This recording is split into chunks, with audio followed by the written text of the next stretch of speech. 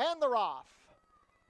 Born to Be Good broke well from the center. Lulu's Lullaby broke sharply, but's under a hold to be taken back. Here comes Seguria with a rush to the lead. Thunder Heavy Rain racing between horses. Well spotted on the inside is Menagerie with a rank Emerald Lake. Now Lulu's Lullaby has worked her way towards the back. The early trailer is Turf and Surf. They're spreading themselves out early. Seguria hustled to make the lead. She's up by a length and a half over Born to Be Good. It's a gap of 3 back to Thunder Heavy Rain. Emerald Lake racing in 4th on the outside. Menagerie is saving ground as they pass the quarter in 24 and 2. Then it's 3 more lengths back to Turf and Surf, and now at the back, Lulu's Lullaby. Born to Be Good, not content to sit second. She's overtaken Seguria and opened up 2 lengths. Emerald Lake is rank on the outside, 3 deep. Up the rail is Thunder Heavy Rain. Then we have Menagerie, who's off the rail. Turf and Surf, and still at the back, Lulu's Lullaby. 47 and 3 to the half. It's Born to Be Good up by 3 lengths. Seguria still second. Thunder Heavy Rain tried to make a bid up the rail, but she's stalling. Emerald Lake moving up. Here comes Turf and Surf starting to get going from the back past Lulu's Lullaby, who still trails. At the head of the lane, it's Born to Be Good. Emerald Lake coming 3 deep, still between horses Seguria. Here comes Turf and Surf down the far outside. Emerald Lake puts the head in front. Turf and Surf is closing. Thunder Heavy Rain up the inside. Here comes Turf and Surf trying to reel in Emerald Lake. Emerald Lake still has the lead. Thunder Heavy Rain up the inside. Turf and Surf. Turf and Surf gets up. Turf and Surf by a neck over Emerald Lake and Thunder Heavy Rain. Then Born to Be Good and Menagerie, 126 flat.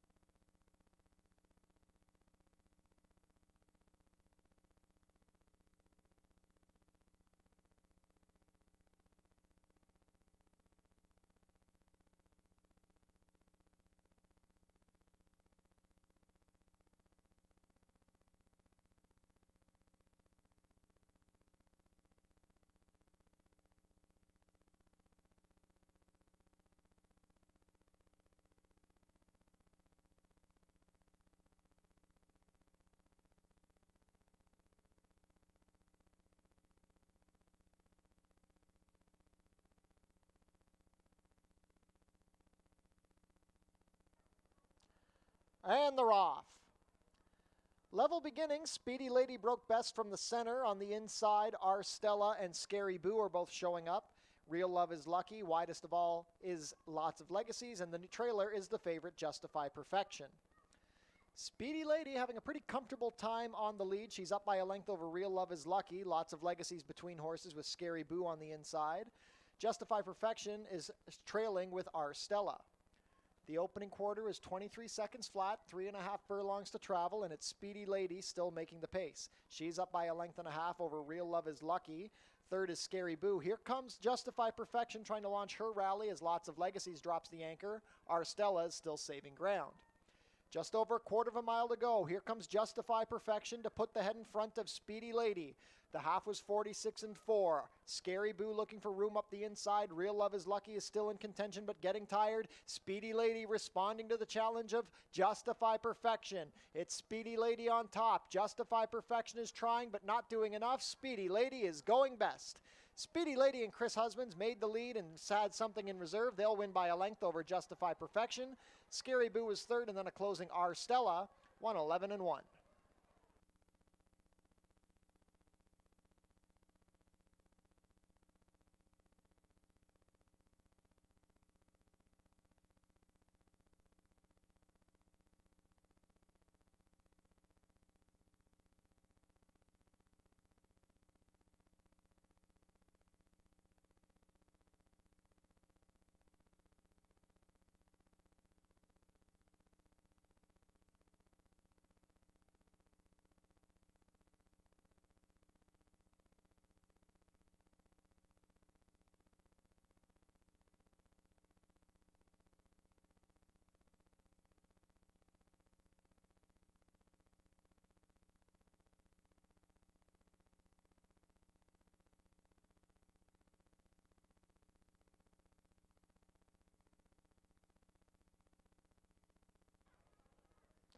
And they're off. MC Jackhammer broke well from the center. Golden Wind hustling up the inside. Third on the outside is Core. Good position for Exceed on the inside from fourth. Mobilizer racing fifth, and the trailer is Forester Humor. It's a three-way speed battle. Golden Wind on the outside, MC Jackhammer in the center, and Core three deep. Exceed loving what he sees from fourth. It's 2.5 more lengths to Mobilizer, and still trailing on the inside is Forester Humor. 22-2 for the opening quarter. They start to separate as Golden Wind has opened up a length. Core ridden along from second. MC Jackhammer tired. Here comes Exceed angling off the inside under some encouragement. Forester Humor rallies up the inside. The new trailer is Mobilizer. Golden Wind going to try and give them the slip at the head of the lane. He's opened up 3 on a tired Core. Exceed needs to get going down the outside. It is Golden Wind and Alexis Sanchez. They're on top. Core tries to rebid. Exceed coming down the outside, but Golden Wind has the lead. Golden Wind is tired, but Golden Wind will hold on. Golden Wind leads by a length. Core was second, then Exceed and Forester Humor, 104-3.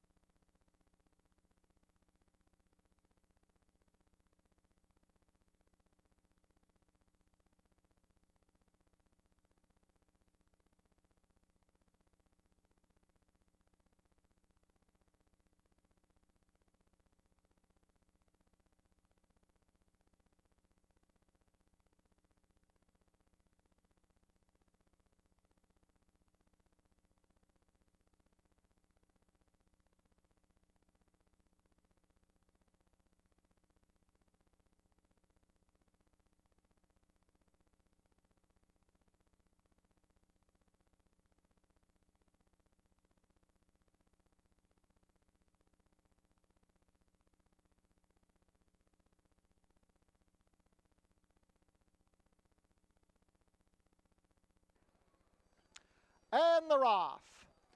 Naughty and Nice broke sharply. She's going straight to the lead. Running Argument also going to be forwardly positioned. Then we have Holiday in Jail racing along the inside with Princess Buchero. Kid Gizmo going to be parked 4 wide into the opening turn, as will the other favorite, Moral Turpitude. Super Honey Timber drops back early with Gambler's Pose. Moral Turpitude trails the field. It's Naughty and Nice leading the field by a length and a half as they turn into the backside. Running Argument is racing in second with a wide Kid Gizmo third. Good position in fourth along the inside for Holiday in Jail, racing a length and a half better than Princess Buchero.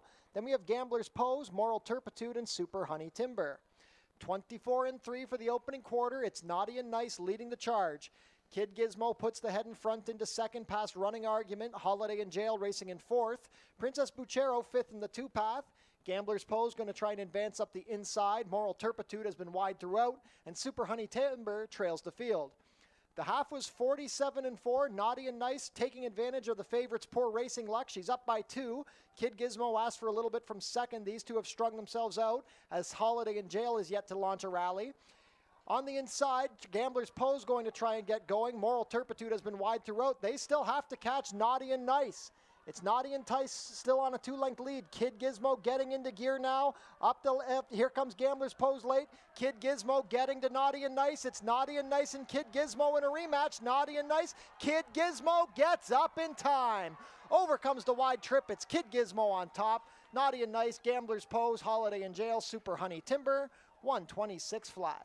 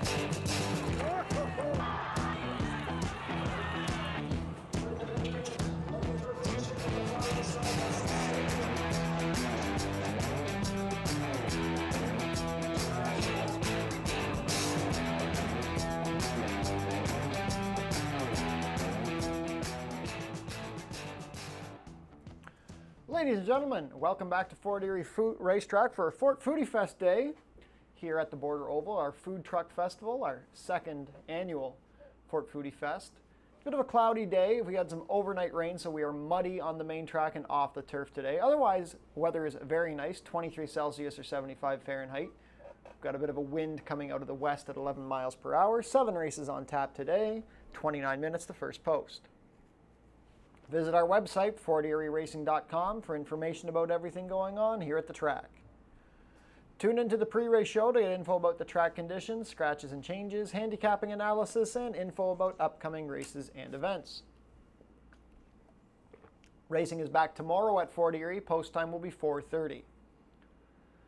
And a reminder, there'll be no racing this Tuesday, as we are racing today. Racing resumes on Monday, August 4th. And also take note that for August 4th, it's the civic holiday, so we'll have a special post time of 12:15. Come out on August 5th for our next free concert at the Tiki Bar featuring Rock Garden. Dogs are back this summer at Fort Erie. The Basset Hound and Corgi races are coming up on Sunday, August 17th. Save the date, the 90th running of the Prince of Wales Stakes coming up on Tuesday, September 9th. And new for Prince of Wales Day, we are having a fashion contest this year. Come out to see who will be crowned the best dressed. New merch for Prince of Wales Day also here this year. For $10, you can take home a beautiful Prince of Wales coffee mug. Be sure to book your table in the Turfside Dining Room, open on live racing days. Reservations are recommended. Head down to the Paddock Shack for burgers, hot dogs, sausages, fries, and poutine, plus beer and soft drinks, located near the walking ring. Treat your team to an exciting day at the races. It's only $12.39 per person. The track pack includes 1 food item, 1 drink, and a Fort Erie live racing program. For more information, go to our website.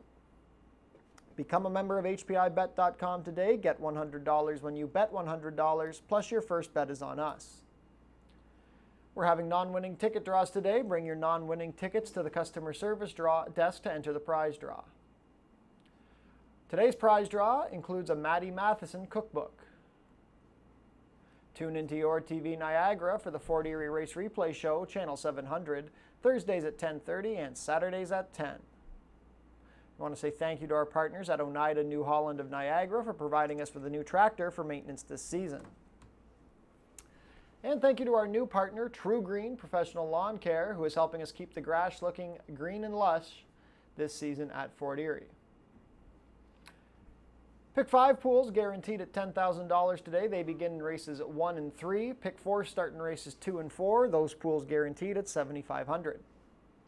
Smoking is allowed in designated areas only at Fort Erie Racetrack. No food or beverage are allowed in these areas, and no cannabis is allowed on the property. Changes up next. Race 1, we've got a vet scratch of the number 1, Wolf Beach. Take out the 1. No show and no superfecta wagering in race 1.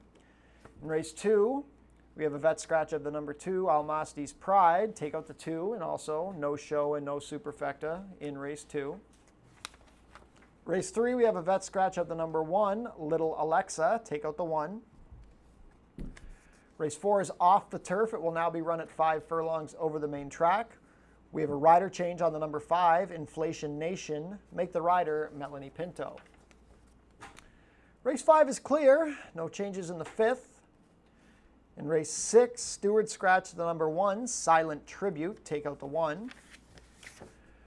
Race 7 is off the turf. It will now be run at 6 1/2 furlongs over the main track. Stewart scratch the number 1, Developing the Way.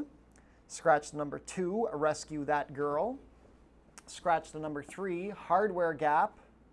Rider change on the number 5, Rookie Radar. Make the rider Alexis Sanchez.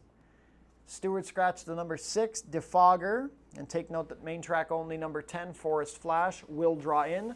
No jackpot high 5 wagering in race 7.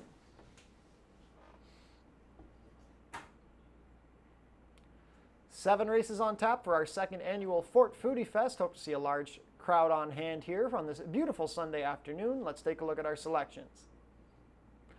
Race 1 is a claiming race for 3-year-olds and up, which have never won 2 races. We're going 6 1/2 furlongs for a claiming price of $10,000 down to $9,000. $10,000 guaranteed early pick 5 starts here. We've got a scratch of the number 1, Wolf Beach, so we're down to 4. I'm going to the inside number 2, OK Speedy. Ran a pretty good third last time at Woodbine while attracting a $7,500 claim by the Adamo and Icon team. Luis Contreras coming up to ride OK Speedy. Super Speedies seem to take well to the dirt. Now, obviously, today's muddy. It's a bit of a questionable proposition for most of them, but he did work in 48 and 2 over the surface on July 19th. I think OK Speedy looks live here. Number 4, Star Scholar.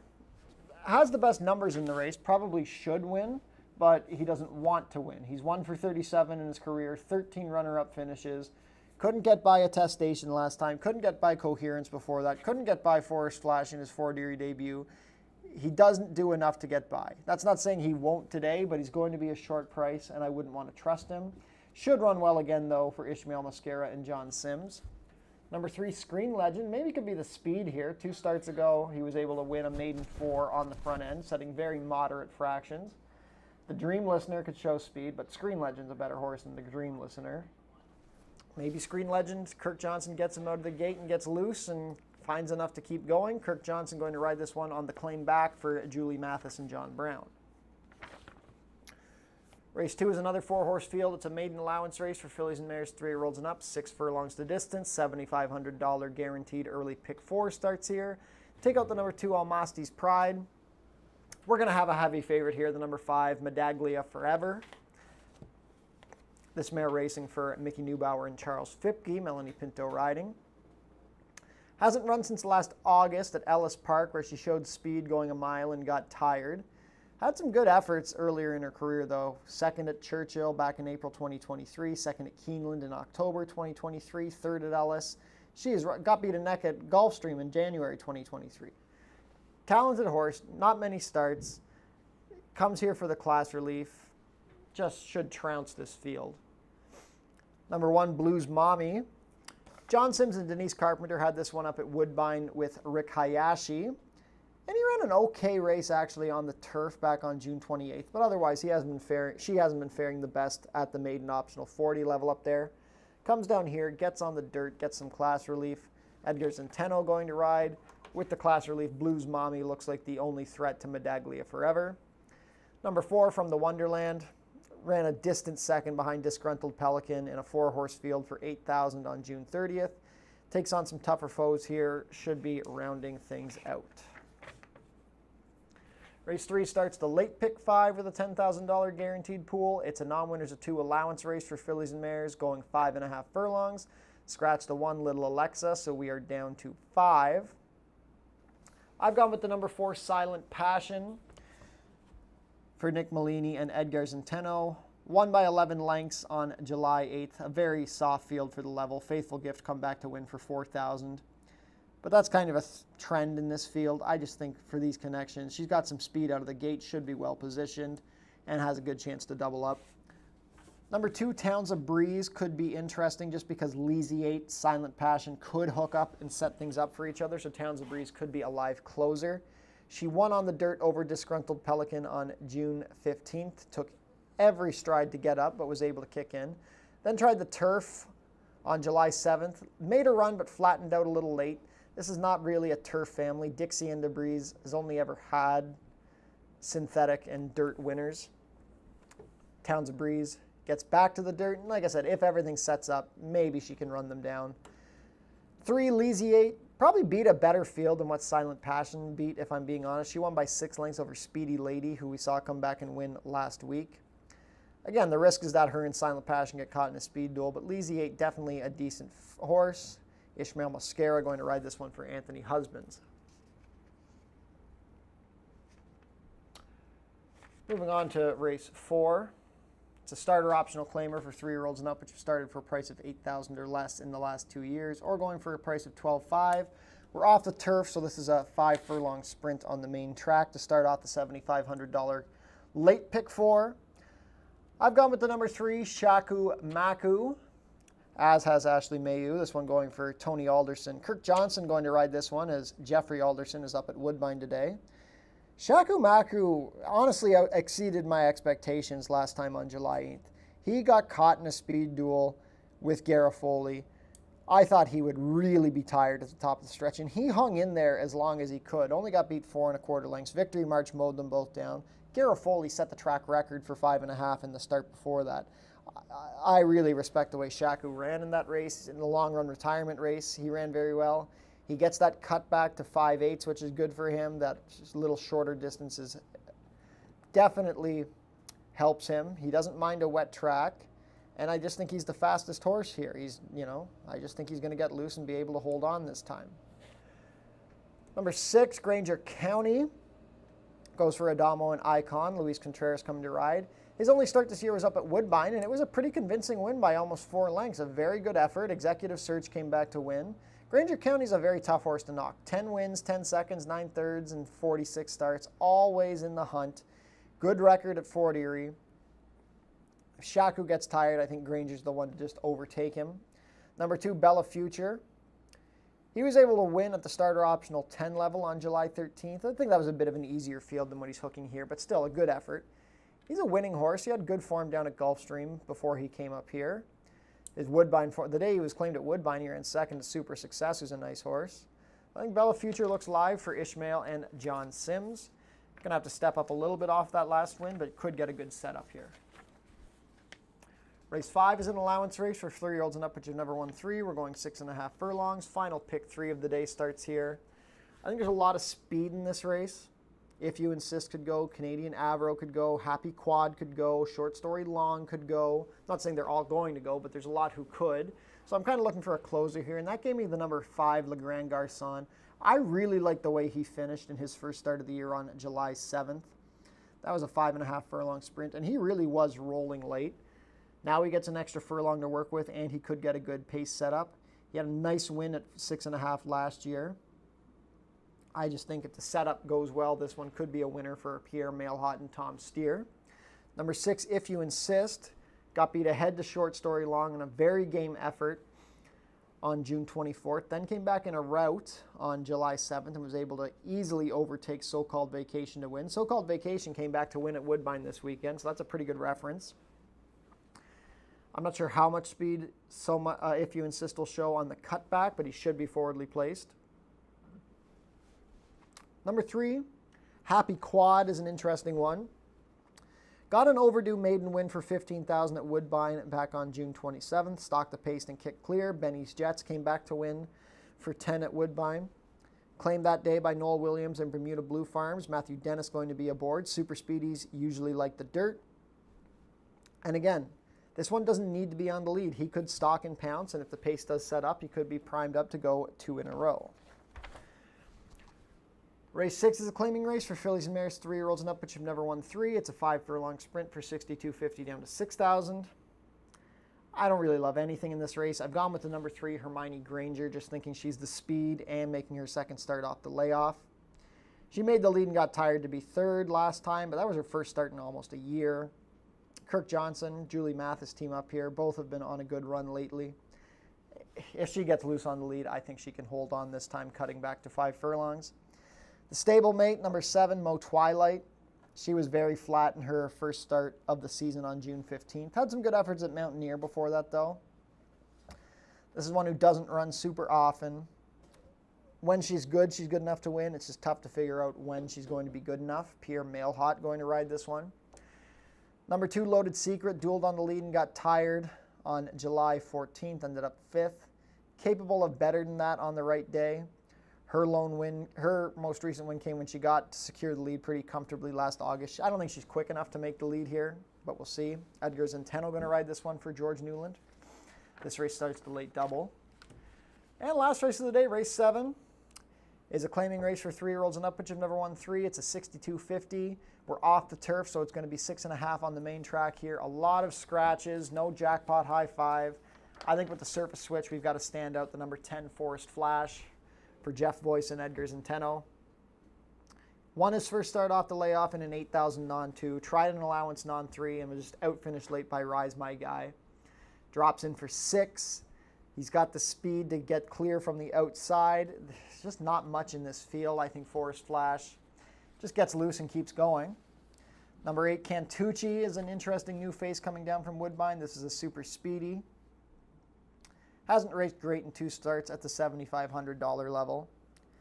Tough to say what this horse wants to do. I'm not sure if he's really a sprinter or a router. He can kind of do anything, just depends on, but his form is up and down. On the right day, he's definitely good enough to run against these, though. Chris Husband's going to ride this one for Sharon Chicotto and owner Kevin Whiteley. Then for show, I'm going to go with another Woodbine face, the number 5 Rookie Radar for owner-trainer Bev Chubb. Edgar Zenteno going to ride this one as Juan Crawford is up at Woodbine today. Rookie Radar hasn't been in great form so far this season. Last year wasn't in great form either. He does have numbers that are okay. I probably would have preferred to see this on the turf for him. But again, the right numbers put him in the hunt here. We'll see if he can run on for a share in this shortened field of off-turf sprinters. 14 minutes to post for today's first race. Muddy on the main track off the turf. 7 races on tap. Enjoy the food trucks downstairs and best of luck here at Fort Erie Racetrack.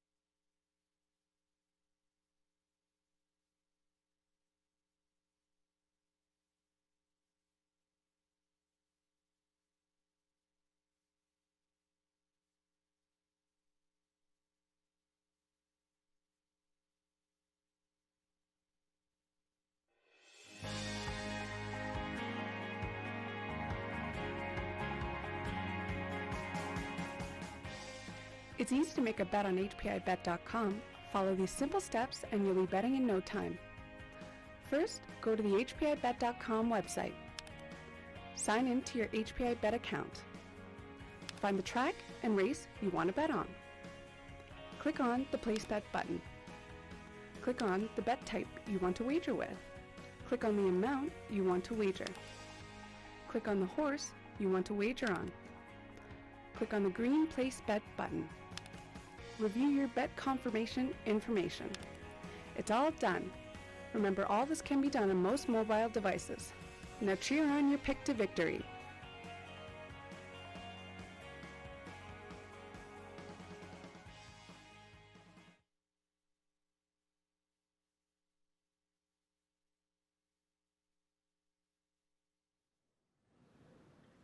We kick off the Sunday program here in the opener on the main track at 6.5 furlongs. It's a $10,000 claiming event for non-winners of 2 Life. Looking at this group, it's kind of wide open. I mean, obviously on paper, the morning line favorite, the 2 OK Speedy, does look extremely tough and is the direction that I went in, but by no means, in my opinion, is he necessarily a lock. I do think it's interesting, though, finally getting on the dirt. We often see with these offspring of Super Speedy, they really take to the surface, and I think that's going to be the case. Hasn't showed a lot of speed, though. You do go to the win, 4 starts back, was at least a little bit more forward. That's how this one capped off the 2-year-old campaign, and I think on a positive note, has gotten better with each and every start. Now goes to a barn that does extremely well off the claim and could be sitting on a big effort. So did use this one on the top spot. Others to look at, though, the 4-star Scholar. Feel a little bit bad for this horse. Just 1 for 37 in the career, but this is one that has a lot of minor placings on his resume, and you can see that consecutive second-place finishes here at the meet at Fort Erie, 3 in a row now, and it's just come up short and runs his race. We'll never take that away from him. He runs the same race. He's able to close from off of it. He just typically doesn't win, and I truly believe horses get like this sometimes where they just don't have that ability to kind of get up there in time to do it. So he's a little bit of a tough sell for me on the top spot. I do think he's a must-use, though, underneath in the exotics. And then finally, we'll move to the number 3, Screen Legend. This one for Julie Mathis, and a reclaim for these connections. They had this one in the past, lost him for $4,000. They came back in the following start to take him back for $6,000. And He's nice. I know he's, 1 for 16, but you look at his races, beautiful looking horse, but he puts it together regardless of the surface. We saw him on the dirt win for fun 2 starts back, and honestly, he should have won that race. He was the best horse on paper. It was kind of a weak bunch, but then you see him jump up, getting onto the turf. Again, it had been a while since we'd seen him on the grass, and he was a little further back. They went quicker. He had to stretch around 2 turns, and he was just second best, beaten by 3/4 of a length. So I think it's an interesting spot for him. Obviously going to be way tougher than the last time we saw him on the dirt, but the way that he's running his last 2, he's at least worth a shot in here. And mentioned he's looking good. He's feeling good here as well in the walking ring. But this opener is going to kick off our early pick 5, $10,000 guarantee with that wager in the pool and 20-cent minimum. Good luck.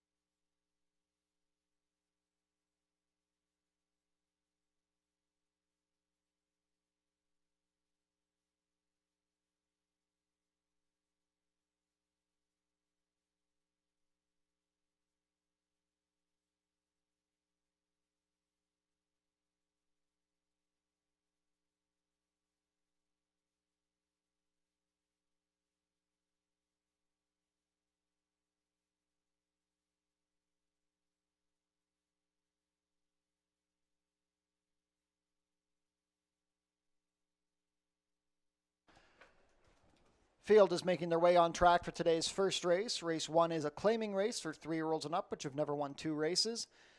Going for a claiming price of $10,000 down to $9,000, traveling a distance of 6½ furlongs, competing for a purse of $22,200.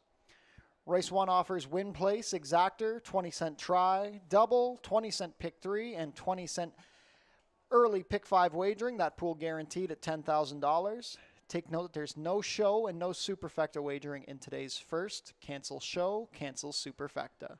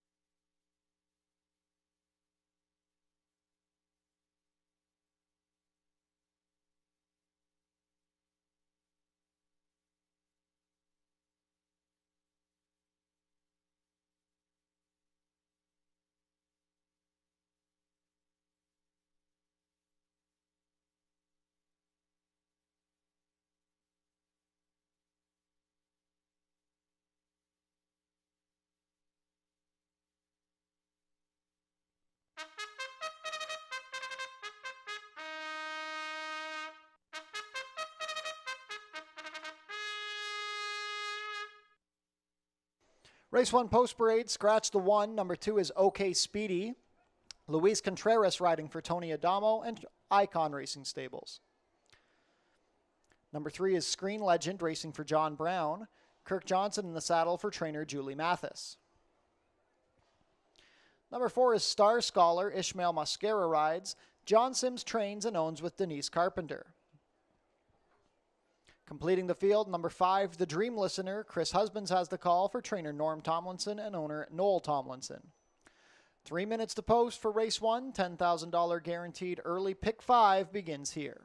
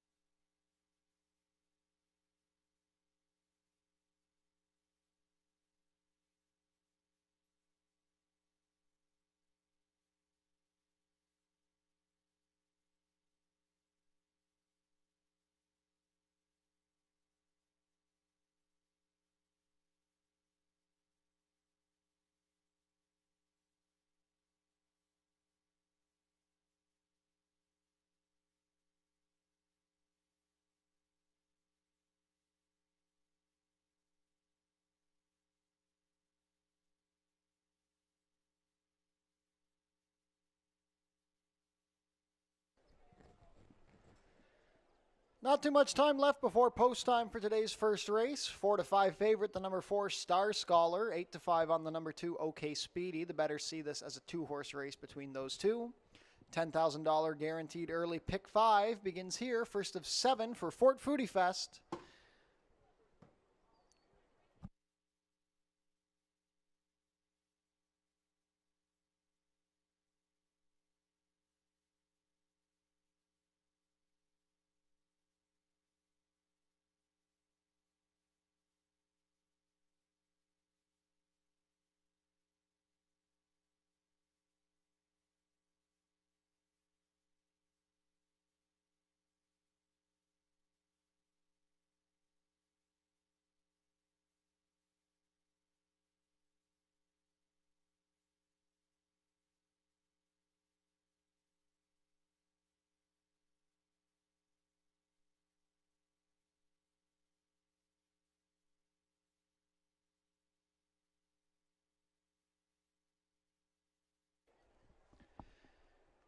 Race 1 field heading into the chute towards the starting gate. Last call to get your Race 1 wagers in.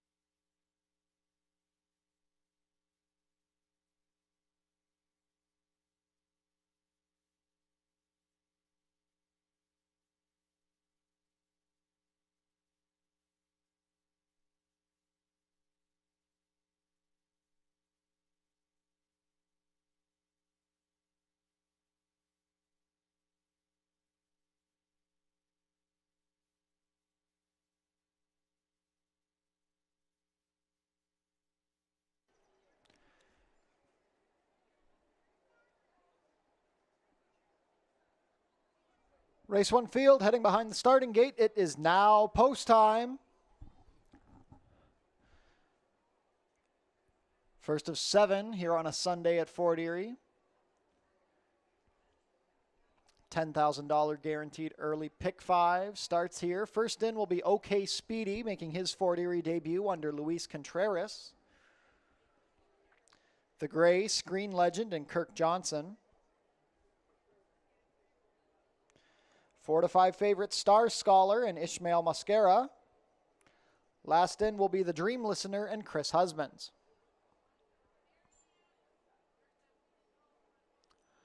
All set.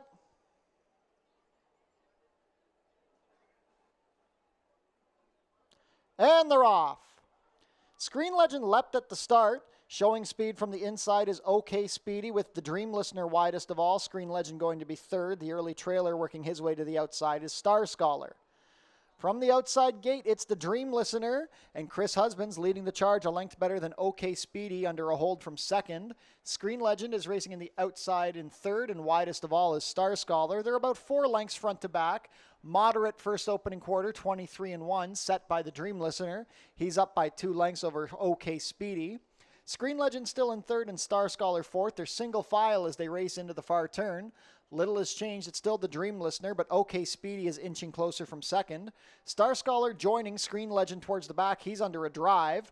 5/16 of a mile left to go. The Dream Listener went the half in 46-2, but OK Speedy is ranging up on the outside. At the quarter pole, OK Speedy puts the head in front of a tired the Dream Listener. The threat looks like Star Scholar down the outside. Screen Legend might have some horse too, but OK Speedy quickly opened up 3 lengths. It's OK Speedy. He's made this a race of his own down the home stretch. The battle is for second between Star Scholar and Screen Legend, but OK Speedy, a dominant winner to kick off the day. OK Speedy extending with every stride. He's going to win by 8 at the wire. Screen Legend second best, then Star Scholar and the Dream Listener, 117-4.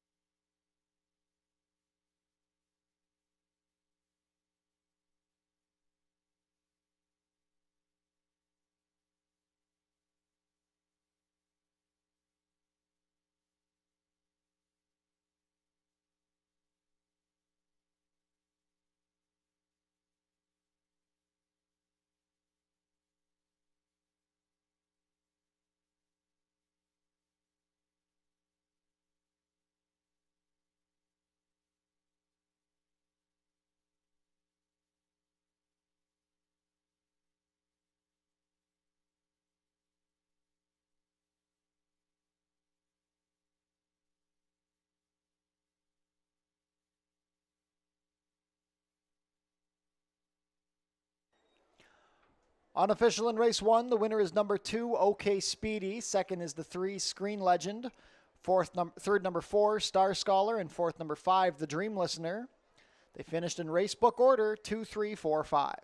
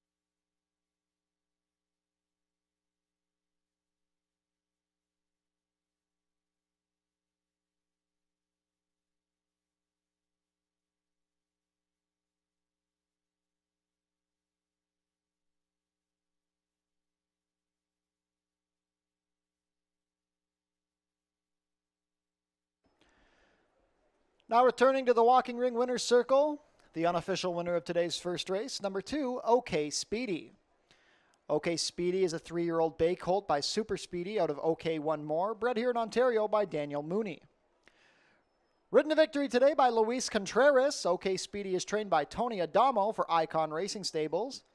He makes his first start off to claim a winning one, earning his second win in 11 starts. A dominant victory, completing the 6 1/2 furlongs in a time of 1:17.4. Congratulations to the connections of OK Speedy. Hold all tickets until race 2 is made official, or race 1 is made official.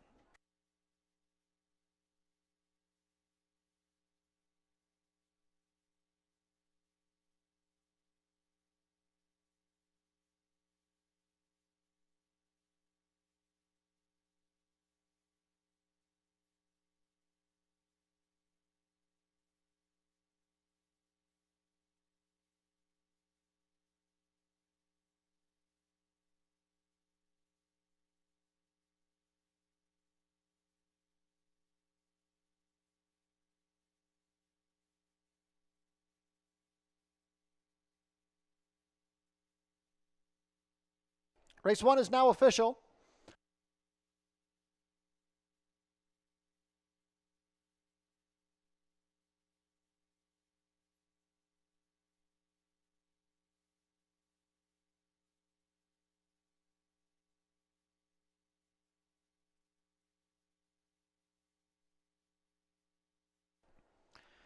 Prices are up. OK Speedy returned $4.50 to win and $3.40 to place. No show wagering in race 1. Number 3, Screen Legend was second, $10 to place. $2 exacta 2-3 was $33.10, and the $1 try 2-3-4, $24.30. No superfecta in race 1.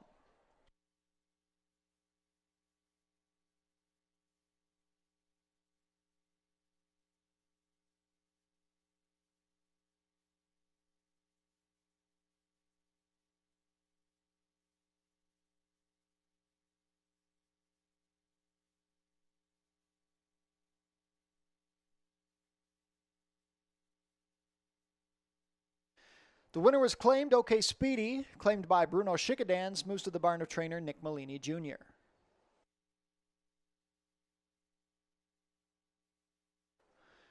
Next Tuesday, August 5th, we'll have a free concert at the Tiki Bar featuring Rock Garden.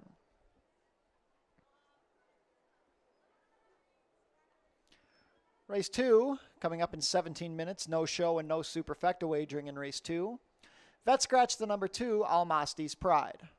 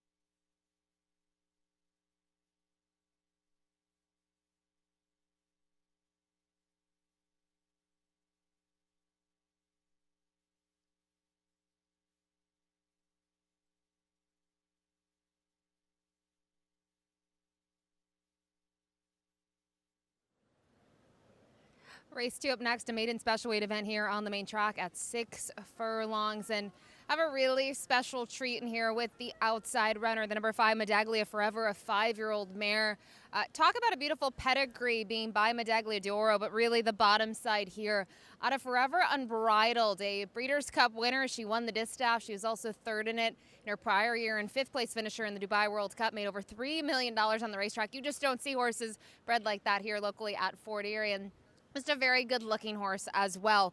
She is 4 for 8 in the money so far in her career. Just made that lone start last year in August at Ellis Park, where she never really got going in there. She chased the pace and she backed out of it. And obviously you look at her performances, 7 furlongs to 1.25 miles, with her better races being at 1 1/16 and 1.25 miles. But, you know, obviously you have to run where you can race. 6 furlongs, maiden special weight came up, and this is the spot. But I think her class alone is going to let her prevail. So she's the clear top pick in here. Her numbers stand out in terms of others in this field. Now, from here, a little torn if you'd want to go with the 1 or the 4, and I can go either way. I keep on going kind of back and forth. The 4 from the Wonderland, this one was second in that second career start last time out. Daughter here of Amise Holiday, who disgruntled Pelican was the horse to beat in that spot, unable to do so. But I did like that she was second best in there. She was clear of, you know, the horses behind her. She ran her race. Yes, it was a compact field, but I think she's able to take a step forward here, and I think that's going to be the case. I think based on that performance alone and her other rivals in here, you have to use her at least underneath. And I mentioned the other horse being between the 1 and the 3 here, but the 1, Blues Mommy, this one now in the barn of John Sims, does well with the new acquisitions. This is going to be class relief. I know those were made in optionals, where this one wasn't in for the tag being an Ontario bred, but this is just softer. And I think the race 2 back, it was a sprint on the turf, probably her best race, not just in terms of her figure, but the way that she kind of finished in there, I thought she was okay. Curious to see how she'll hold here on the dirt. She did show some speed in that race, and really on debut as well. Draws in the inside. I think they're going to try to send Blues Mommy in here. But one thing's for certain, horse to beats on the outside, the number 5, Medaglia Forever. A real treat to have her here at Fort Erie, and we'll see if she's able to graduate in her 9th career start. Good luck.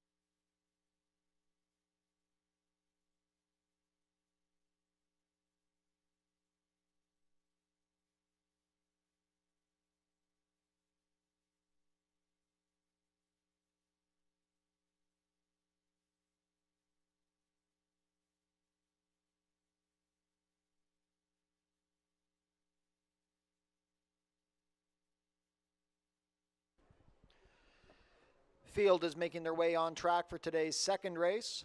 Race 2 is a maiden allowance race for fillies and mares 3-year-olds and up. Traveling a distance of 6 furlongs, competing for a purse of $21,600. Race 2 offers win place, exactor, 20-cent try, double, 20-cent pick 3, and 20-cent early pick 4 wagering. That pool guaranteed at $7,500. Cancel show and superfecta wagering in race 2.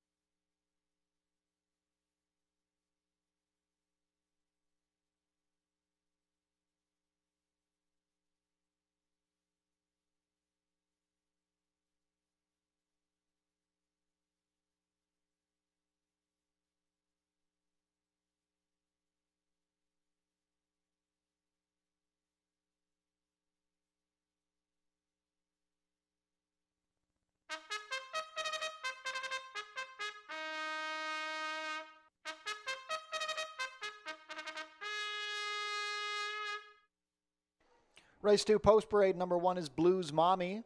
Edgar Zenteno rides for trainer John Sims, who owns with Denise Carpenter. Scratch the 2. Number 3 is Kabam. Chris Husbands riding for trainer Claudia Rabstein and owner Raymond Dion. Number 4 is Colebrook Farms from the Wonderland. Ishmael Mascara has the call for trainer Kevin Buttigieg. Completing the field, number 5, Medaglia Forever. Melanie Pinto in the saddle for trainer Mickey Neubauer and owner Charles Fipke. $7,500 guaranteed early pick 4 begins here.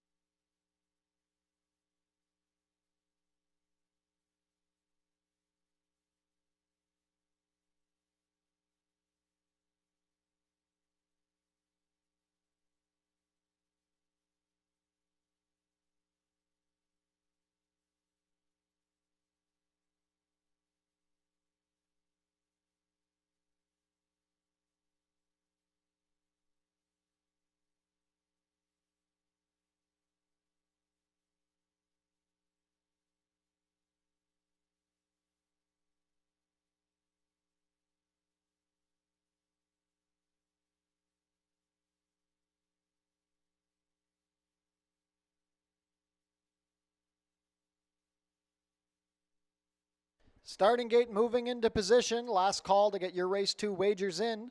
Heavy favorite at 1-2 is the number 5, Medaglia Forever. 2-1 support on the number 1, Blues Mommy. $7,500 guaranteed early. Pick 4 begins here.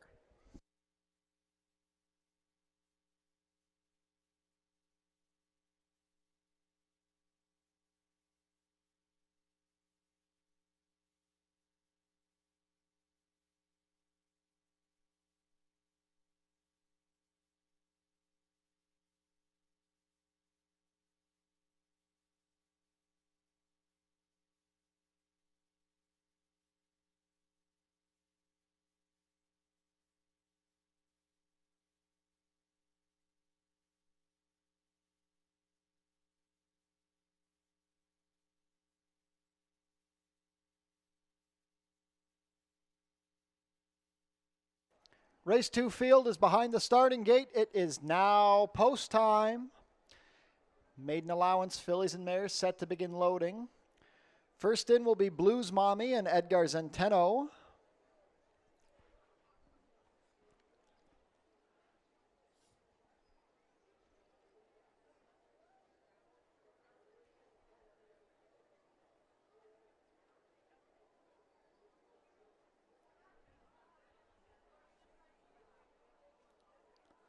Blues Mommy reluctant to load.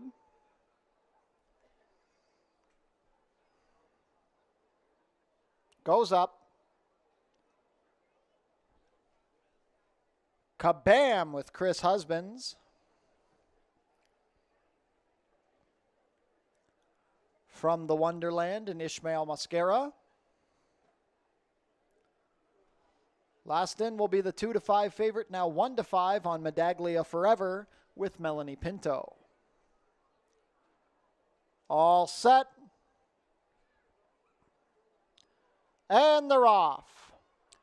A pretty level beginning. Medaglia Forever out well from the outside. Blues Mommy hustled along the rail. Between horses, Kabam vying for position. The early trailer will be From the Wonderland. They stack up 3 across the track in the early stages. It's Blues Mommy and Edgar Zenteno with the head in front of Kabam. Pinto watching from the outside with Medaglia Forever now making a bid. From the Wonderland trails the field just a length and a half off the lead, angling to the outside. 22-4, a pretty contested opening quarter into the wind. Kabam drops the anchor as Blues Mommy and Medaglia Forever continue the duel. From the Wonderland going to try and get a rally going from the outside. Midway around the turn, it's Medaglia Forever trying to get the advantage on Blues Mommy. These two have opened up 3 lengths on From the Wonderland, who's gaining. Kabam is done at the quarter pole. The half was 47-1. Medaglia Forever asked to go on now as Blues Mommy sticks around on the inside. Here comes From the Wonderland down the far outside, but Medaglia Forever gets the advantage. The threat is From the Wonderland. Blues Mommy still sticking around. It's Medaglia Forever going the best. From the Wonderland going to try and make one last push, but Medaglia Forever has the advantage, and Medaglia Forever will prevail. Medaglia Forever over From the Wonderland, then Blues Mommy and Kabam, 112-4.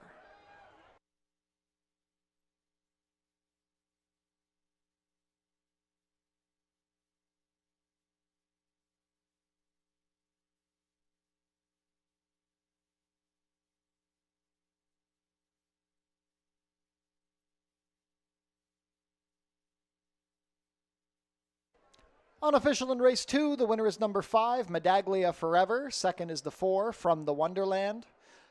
Third, number 1, Blues Mommy. And fourth, number 3, Kabam.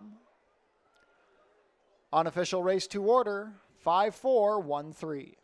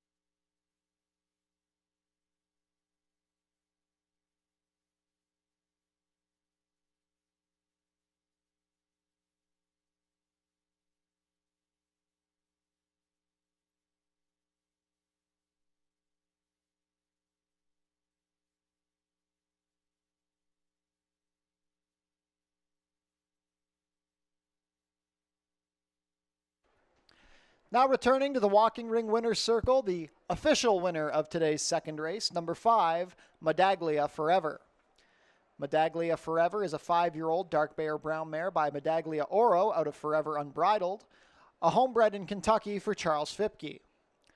Ridden to victory today by Melanie Pinto, Medaglia Forever is trained by Mickey Neubauer. She breaks the maiden in start number 9, her first start of the season and her Fort Erie debut, holding off the challenge to complete the 6 furlongs in a time of 1:12.4. Congratulations to the connections of Medaglia Forever. Race 2 prices will be posted shortly.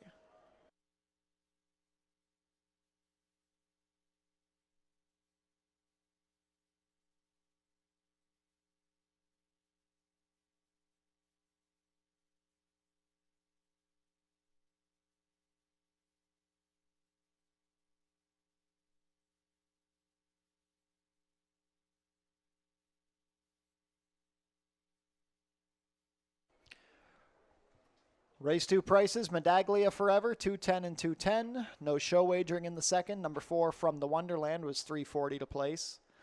$2 exacta, 5-4, 720. The $1 try, 541, 645. No superfecta in the second. The $2 double, 2-5, was 540.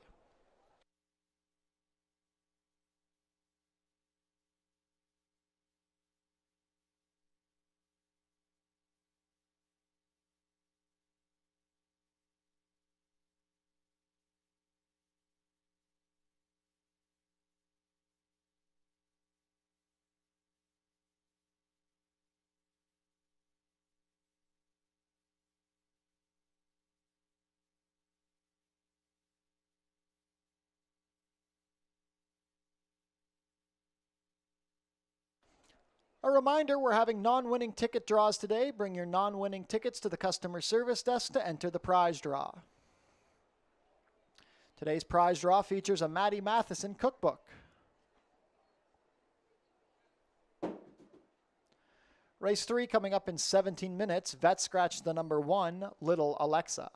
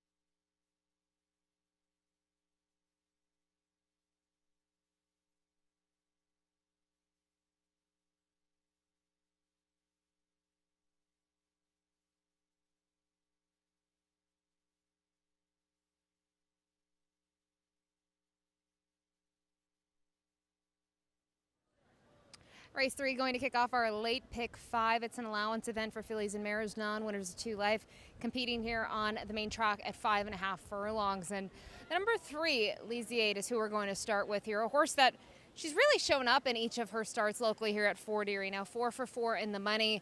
Last time out was finally able to graduate. I think a lot came down to the tactics in that race. She was able to make the lead. She's a pretty big-bodied filly, and she just kind of motored to the front. She stayed in front, was much the best, was 6 lengths clear of the field. Ishmael Mosquera climbed aboard for the first time, and I think it flatters her performance a little bit that the runner-up Speedy Lady came back to win here last week over a speed-favoring track where she was finally able to graduate, and I think her 5th career start. But Lysiade, the top pick, she's tactical. I know she won gate to wire, but looking at her running style, as long as she's forward, I think she could be a real threat in this field. To the number 4, Silent Passion, who will move on to 2-1 on the morning line. This one trained by Nick Maloney Jr., a daughter of Passion for Action, who was a very impressive maiden winner last time out. It was her 2nd dirt start in her career. She was able to take a big step forward, and she was able to be a lot more forward. I think that was key in terms of her performance. She took a step forward in terms of figures as well. And I know she won by nearly 12 lengths. I will say, yes, Faithful Gift came back to win next time out. She finished 3rd in that event. In terms of the maiden special weights this season, I still personally don't believe it was one of the saltier races that we've seen. So I don't want to discredit her performance. She obviously did it easy, but I don't think she really got tested in there. And I think for her, this will be a test. She has to face some other horses that I think are going to give her a run for her money. So ultimately, that's why I used her underneath in the 2nd spot. And then finally, with the kind of the scratcher of the number 1, Little Alexa, the 5, Making the Viking. She really didn't take to the turf at all last time out, and kind of looking at her Tomlinson number and her prior turf performances, I'm not really shocked. They tried something different. The winner, Kid Gizmo, was able to come back in her next start and win again, but actually thought her return to the races back on June 23rd, it was a really good effort. She tracked in 2nd behind Ruby's Ghost, who was facing winners for the first time. It was a Cup winner here on opening day, and it's now gone down to Kentucky. I think kind of looking at that performance alone, you maybe take another look or two at Making the Viking. A lot's going to come down to her price, but I do think trainer Richie Davis has done a good job with her, and I'd be willing to use her here at least underneath. But a lot of the play going to go to the 3 and the 4, and here at Lysiade and the 4, Silent Passion, and I'll go with the 3 here at Lysiade on top. Good luck.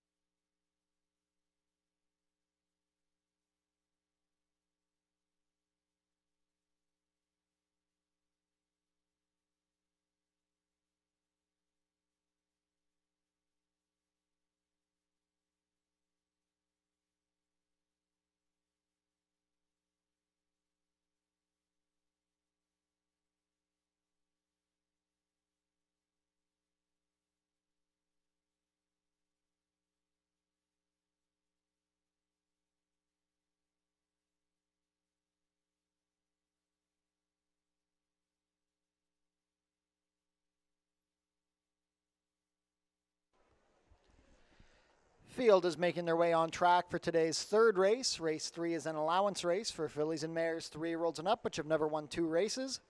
Traveling a distance of 5½ furlongs, competing for a purse of $24,600. Race 3 offers win, play, show, exactor, 20-cent try, double, 20-cent super, 20-cent pick 3, and 20-cent pick 5 wagering. That pool guaranteed at $10,000.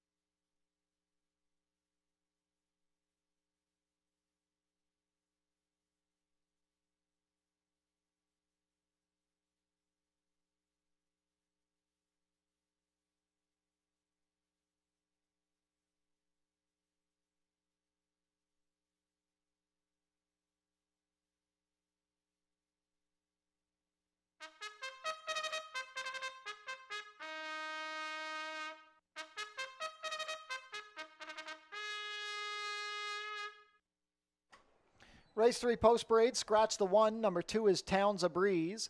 Melanie Pinto rides for trainer Roy Augustino and owner Hopefield Farm. Number 3 is Leasy 8. Ishmael Mascara pilots for trainer Anthony Husbands and owner Dwayne Newsom. Number 4 is Silent Passion. Edgar Centeno riding for trainer Nick Malini Jr. and owner Pasquale Saiva. 5 is Mike and the Viking racing for Hesty Sport. Chris Husbands rides for trainer Richard Davis. Completing the field, number 6, Brilliant Disguise. Alexis Sanchez rides for trainer Joe Humber and owners Glenn Sakura, Mario Serrani, and Dylan Sakura. $10,000 guaranteed late pick 5 begins here.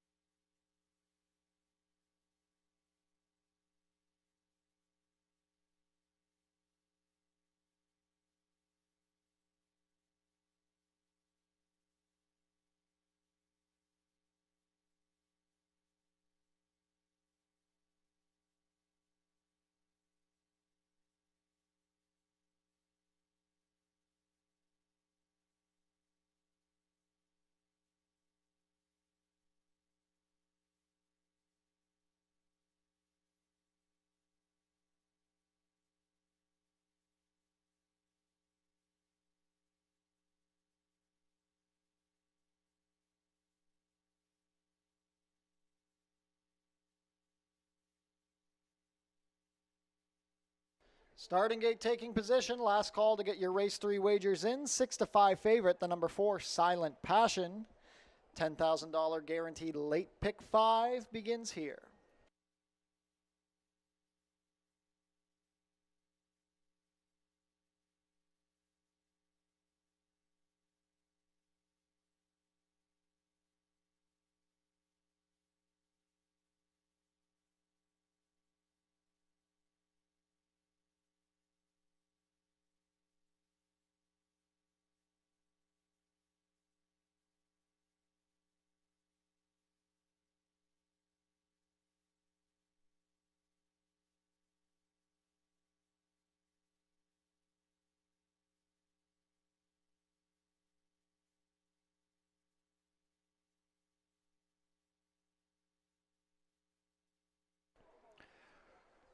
Field for race 3 is behind the starting gate. It is now post time.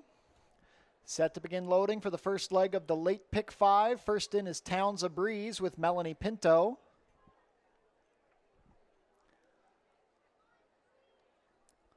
Leasy 8, a last out winner, Ishmael Mascara. Another last out winner, Silent Passion with Edgar Zenteno at 4-5. Mike and the Viking with Chris Husbands. Last in will be Brilliant Disguise and Alexis Sanchez.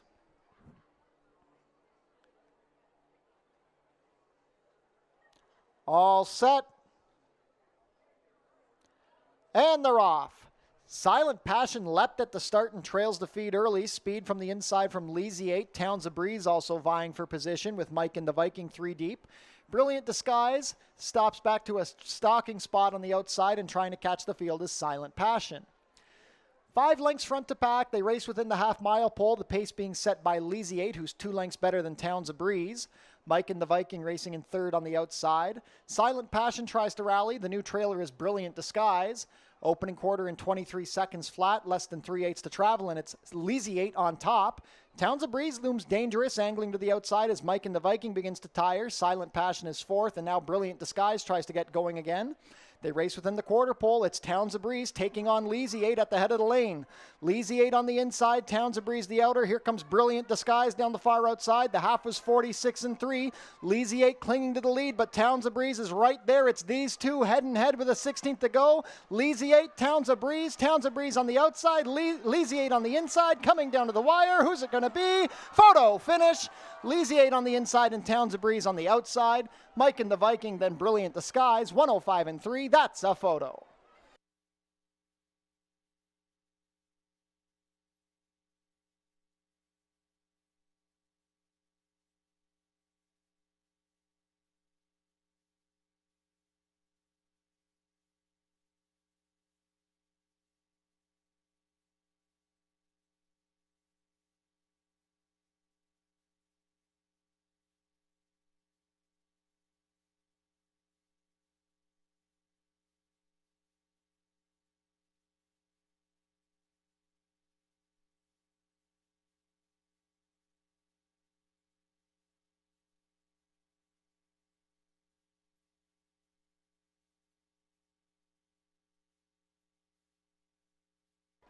In the photo, it's the number 3, Leasy 8 over the number 2, Towns of Breeze. Third was number 5, Mike and the Viking. Fourth, number 6, Brilliant Disguise. Unofficial race 3 order, 3-2-5-6.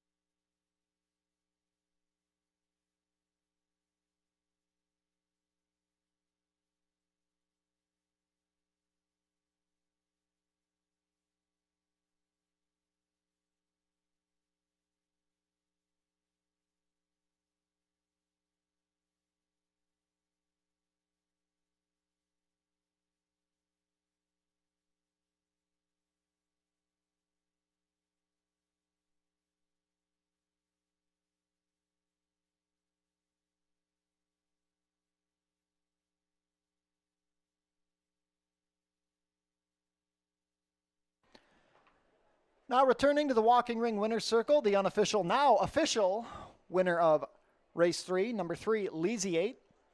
Leasiate is a 3-year-old bay filly by Without Parole out of Tapakiria, bred in Kentucky by Oak Lodge Bloodstock.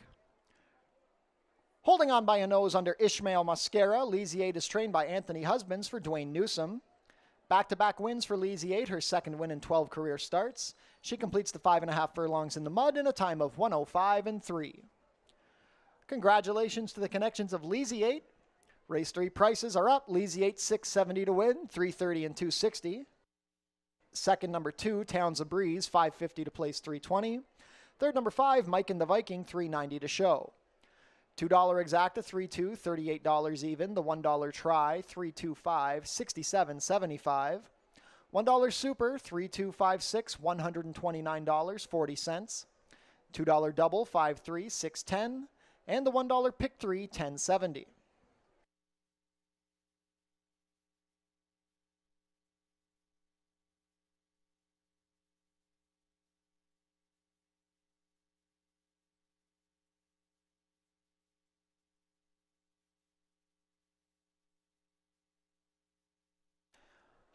On screen now, the win photo from race 3.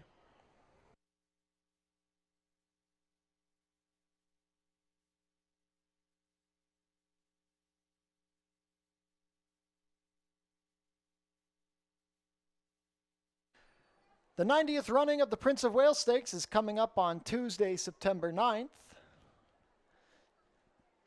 New this year for Prince of Wales Day is the fashion contest. Come out to see who will be crowned the best dressed at the 90th Prince of Wales.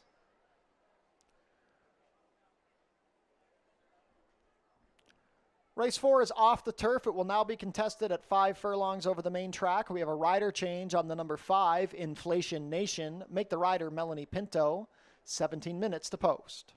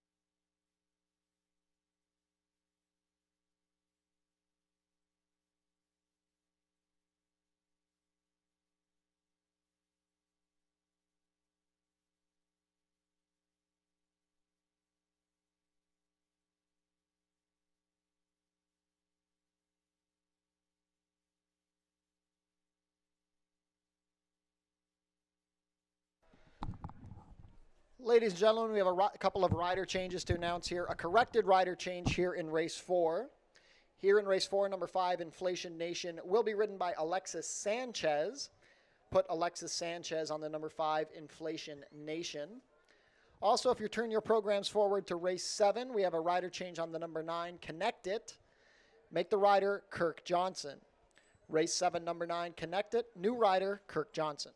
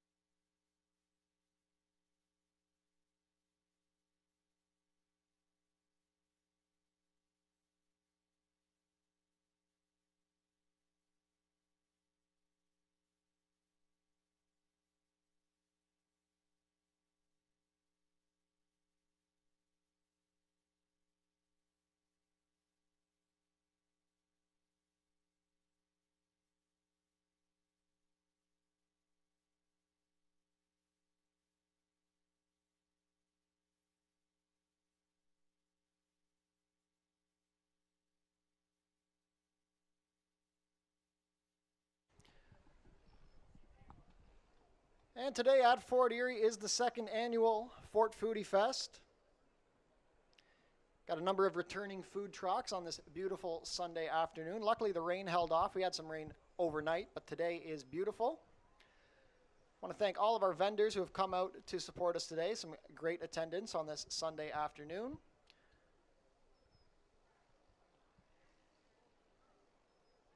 Sorry about that, Doug.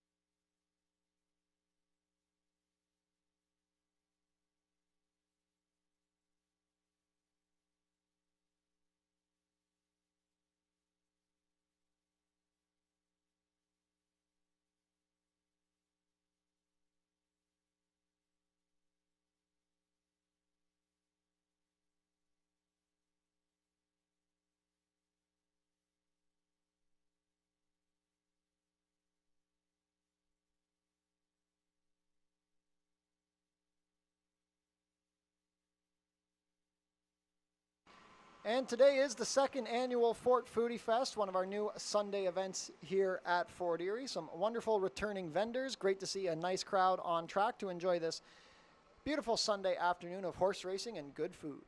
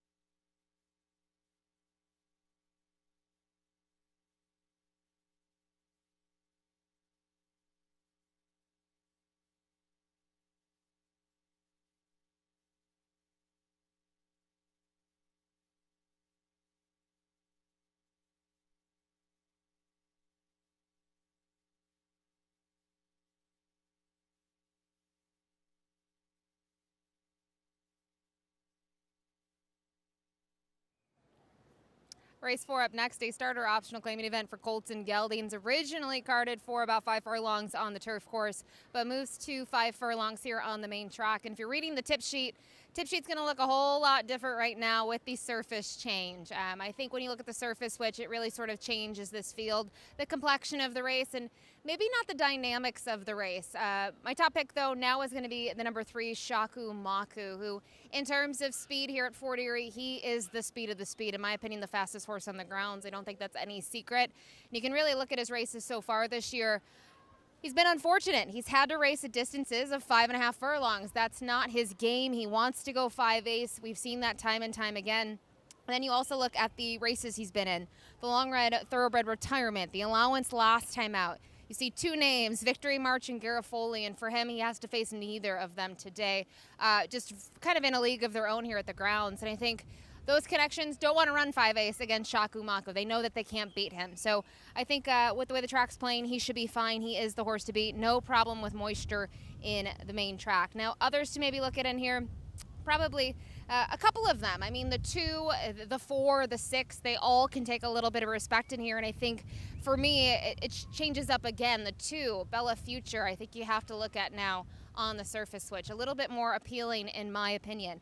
You look at the last 2 efforts, was in the long run retirement, was 6 1/4 lengths behind Shaku Maku, but came back in a big way last time out. Got one of the better Beyer speed figures in his career, sat a beautiful trip. Just sat just off the pace, tracked, made the late move, and got up in time to draw clear by half a length. I thought it was a beautifully timed ride that made all the difference. And like I said, this horse is going to cut back to 5 furlongs. Not really worried about it. They're going to go quick enough that I do think he can roll late. Finally, the number 6, Granger County, a hard-knocking 8-year-old gelding who's 10 for 46 lifetime, 29 for 46 in the money. And you can see last year his final appearance of the year was locally here at Fort Erie. It was on the dirt. The dirt was no problem. It's never been a problem for him. 20 of his races have been over the main track, and he can run on anything. He is just that good. Put him to the shelf, and as an 8-year-old, they had him ready to roll up at Woodbine, going 5/8 on the Tapeta. Juan Crawford, a beautiful ride from him, ended up being much the best. Flatters him that the horse that finished directly behind him came back to win next time out. And while Juan's not here, it's a Sunday, so we know where Juan is. He's up in Toronto, up at Woodbine, and very capable hands here with Luis Contreras, who's able to pilot OK Speedy to a winner for Tony Adamo and Icon Racing in the opener. So very interesting race here, a very competitive event for the starter optional claiming event. A great way to kick off the late pick 4. Good luck.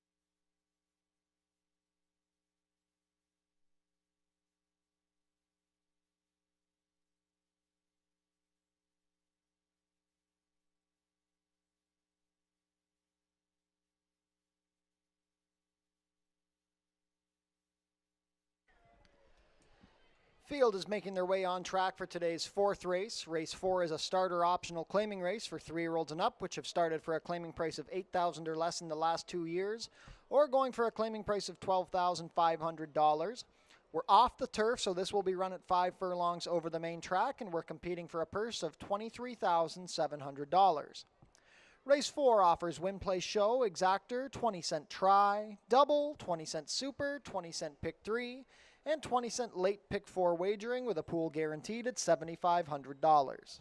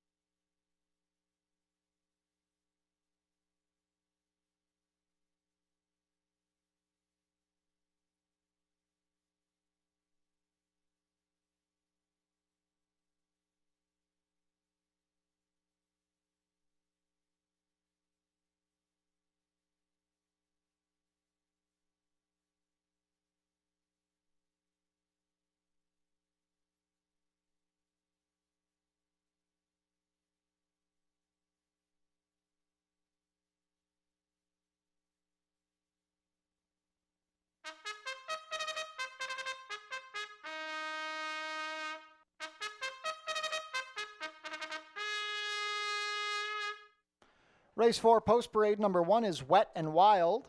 Edgar Zenteno riding for trainer Louis Capi, who owns with Fortunato Galati. Number 2 is Bella Future, racing for Deborah Fletcher. Ishmael Mascara pilots for trainer John Sims. Number 3 is Shaku Maku. Kirk Johnson riding for owner-trainer Tony Alderson.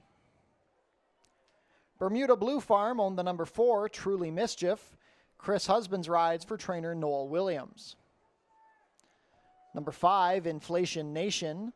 Alexis Sanchez picks up the mount for trainer Anthony Husbands and owner Terra Horse Farm. Completing the field, number 6, Granger County. Luis Contreras rides for trainer Tony Adamo and owner Icon Racing Stables. $7,500 guaranteed late pick 4 begins here.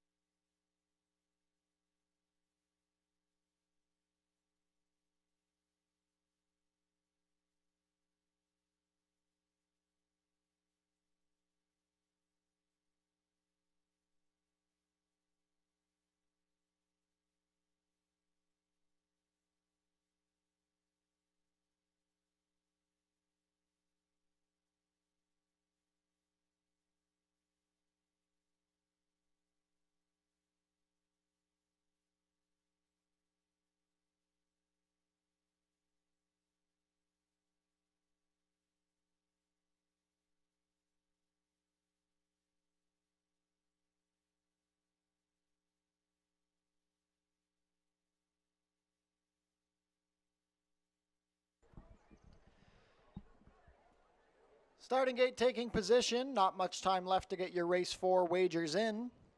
3-2 favorite, the number 6 Granger County, looking to give Icon, Adamo, and Luis Contreras their second win on the card. 5-2 support for both the number 2 Bella Future and the number 3 Shaku Maku. $7,500 guaranteed late pick 4 begins here. We are off the turf. This is a 5-furlong sprint on the main track.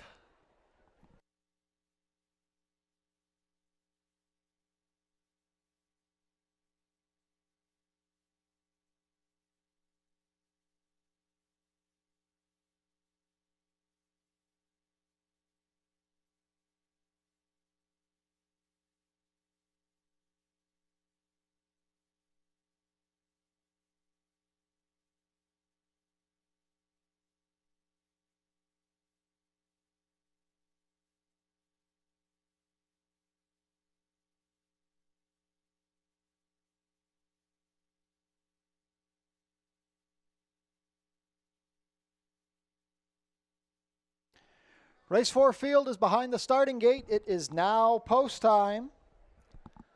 Little has changed in the wagering, still 8-5 on the number 6 Granger County.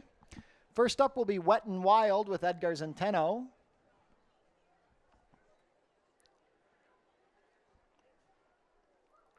Bella Future and Ishmael Mascara. Shaku Maku and Kirk Johnson to gate 3.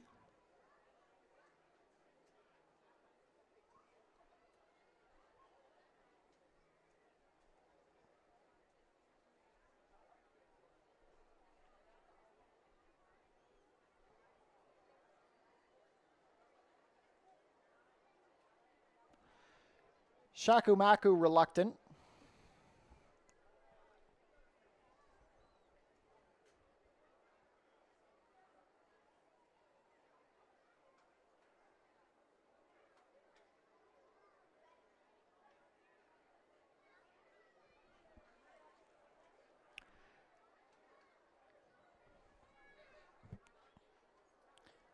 Almost in with Shaku Maku.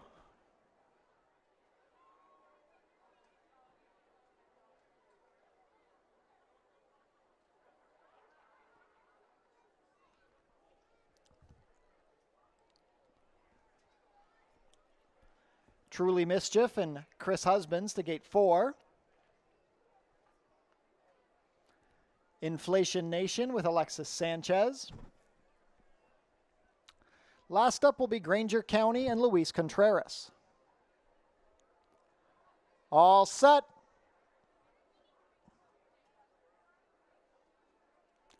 And they're off. Granger County broke like a shot from the outside. Here comes Shaku Maku with his early turn of foot, trying to put the head in front of Truly Mischief. Wet and Wild is fourth along the inside, racing a length better than Bella Future. The trailer wide on the course is Inflation Nation. Shaku Maku took a big late hit. He's 3-5, and he leads the charge into the turn, being tracked by Truly Mischief on the outside. These two have opened up 4 lengths on Granger County as they pass the quarter in 22 seconds flat. Wet and Wild and Bella Future races a pair. Inflation Nation asked for more but not responding at the back. Inside the quarter pole, it's Shaku Maku and Kirk Johnson leading at the head of the lane. Truly Mischief is still second. Granger County going to need to do better. Wet and Wild up the inside and Bella Future rallies. It's still Shaku Maku on top. Truly Mischief not doing enough. Bella Future with a late charge down the extreme outside, but Shaku Maku has enough in reserve. Shaku Maku drawing clear to a 4-length score. Bella Future just gets up over Truly Mischief, then Wet and Wild, 57-2.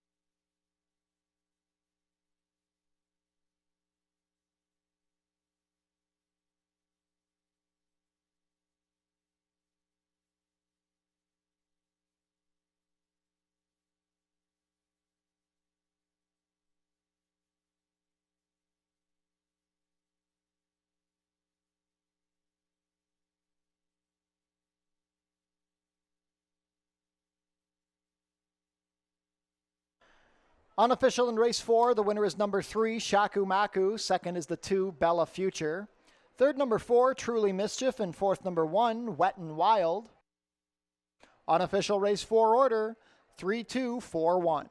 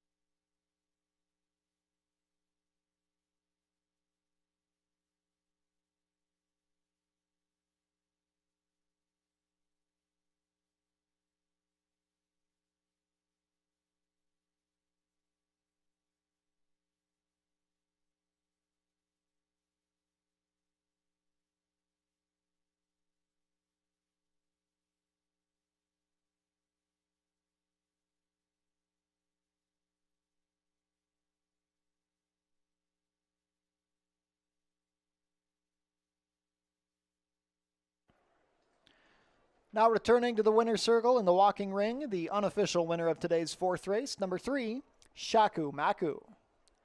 Shaku Maku is a 7-year-old chestnut gelding by Reload out of Bursay, bred here in Ontario by Jennifer Ludi. Ridden to victory today by Kirk Johnson, Shaku Maku is owned and trained by Tony Alderson. First win of the season for Shaku Maku, who's been chasing the likes of Victory March and Garofoli. He takes advantage of the class drop and scores an easy win, completing the 5 furlongs in a time of 57-2. That's the 11th lifetime win in 30 starts for Shaku Maku. Congratulations to the connections. Hold all tickets until race 4 is made official.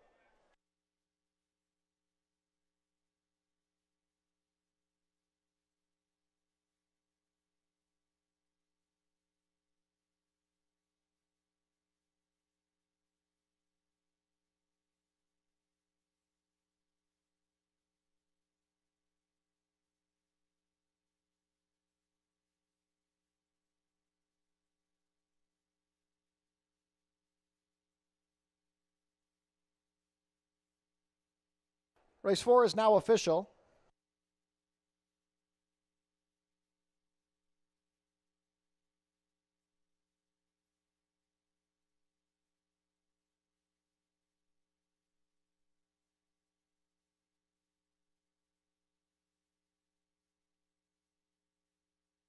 Prices are up. Shaku Maku returns $350 to win, $260 and $220.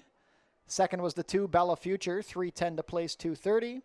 Third, number 4, Truly Mischief, $320 to show. $2 exacta, 3-2, $870. The $1 try, 324, $1145. $1 super, 3241, $3840. $2 double, a pair of threes, $2660. $1 pick 3, $1245.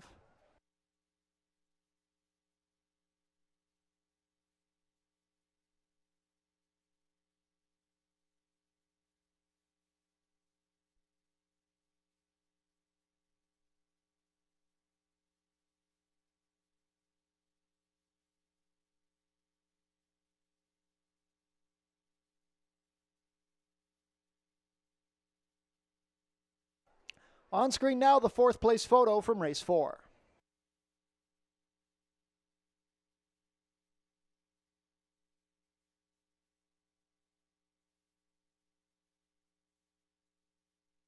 Treat your team to an exciting day at the races. It's only $12.39 per person. The track pack includes 1 food item, 1 drink, and a Fort Erie live racing program. For more information, go to our website. Become a member of HPIBet.com today. Get $100 or when you bet $100, plus your first bet is on us.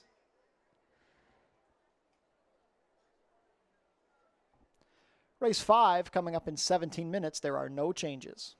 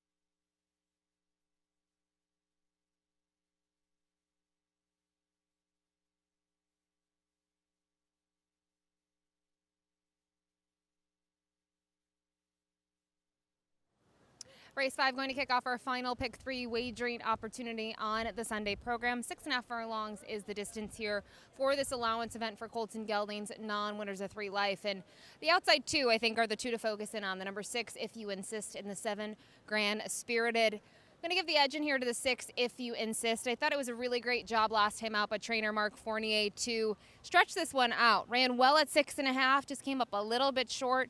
And then you can see in the second start off the claim, went around 2 turns and was much the best. Actually got a career best buyer speed figure of a 74. And now, yeah, he's cutting back to 6.5. He didn't win at this distance 2 starts ago, but I always like horses that try something different, right? They stretch out and then they cut back. I feel like that move is a very good one. So If You Insist, the top pick for me. I mentioned the other horse being the number 7, Grand Spirited. This one now just making the second start since joining the barn of Richie Davis. And in terms of the return to the races, second best.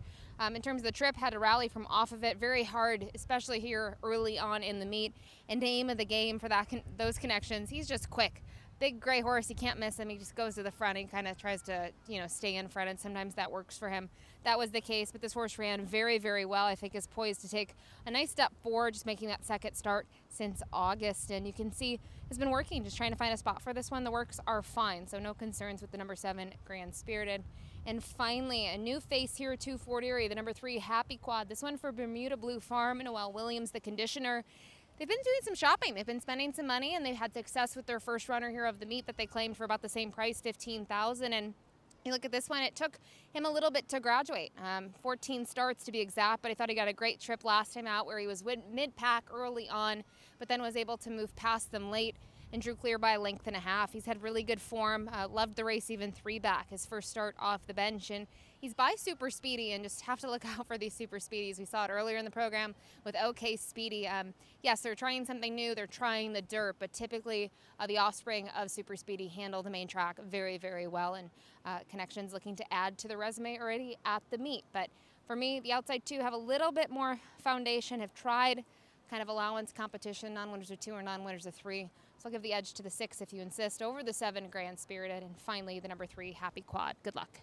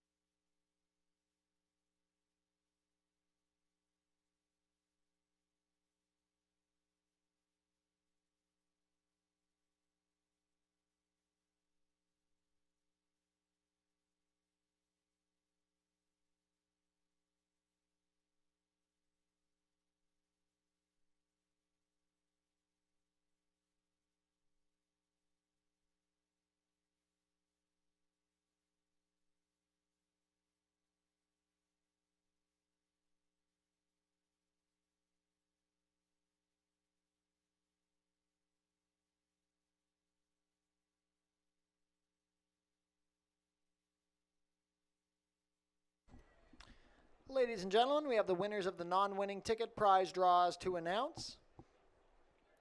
Could Carmen and Amber, no last names provided, please report to customer service? Once again, that's Carmen and Amber. Congratulations, you have won the non-winning ticket prize draws. Please head to customer service to collect your prizes.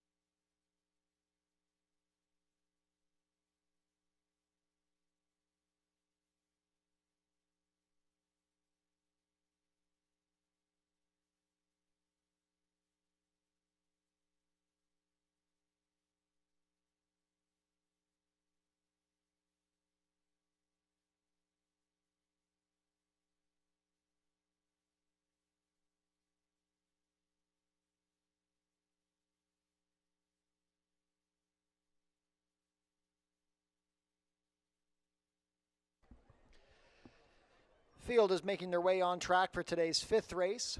Race 5 is an allowance race for 3-year-olds and up, which have never won 3 races.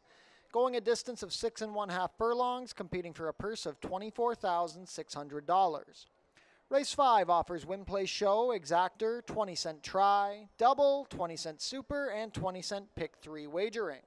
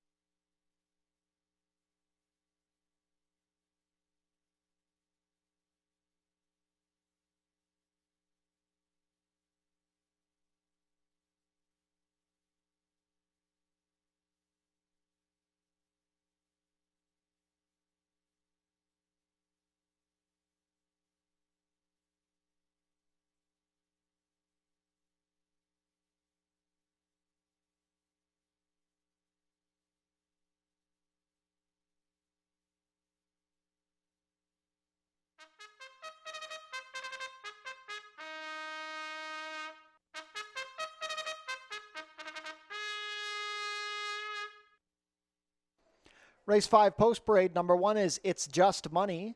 Kirk Johnson rides for trainer Norman Tomlinson and owner Shanique Johnson. Number 2 is Short Story Long. Edgar Zenteno rides for trainer John Sims and owner Tony Gato. Number 3 is Happy Quad, racing for Bermuda Blue Farm. Matthew Dennis rides for trainer Noel Williams. Number 4 is Canadian Avro. Melanie Pinto has the call for trainer Joe Humber and owner Gerald Erfel. Tom Steer owns and trains the number 5, Le Grand Garçon. The rider is Pierre Mailhot. Number 6 is If You Insist. Chris Husband's riding. Mark Fournier trains for the partnership of Tanya Orth, Dean Zaniol, and David Green. Completing the field, number 7, Grand Spirited. Ishmael Mascara riding for trainer Richard Davis and owner Hesty Sport Incorporated. Final pick 3 of the day starts here in race 5.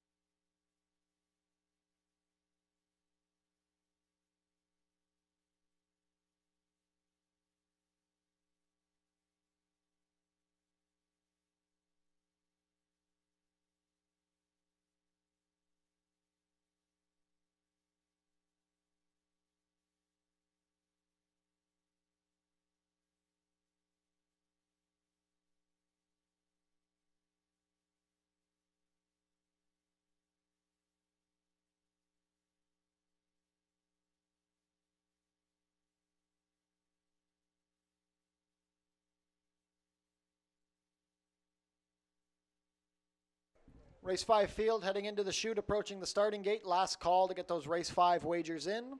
9-5 favorite, the number 6, If You Insist. Several others taking money. This is your last chance to play a rolling pick 3 on today's card.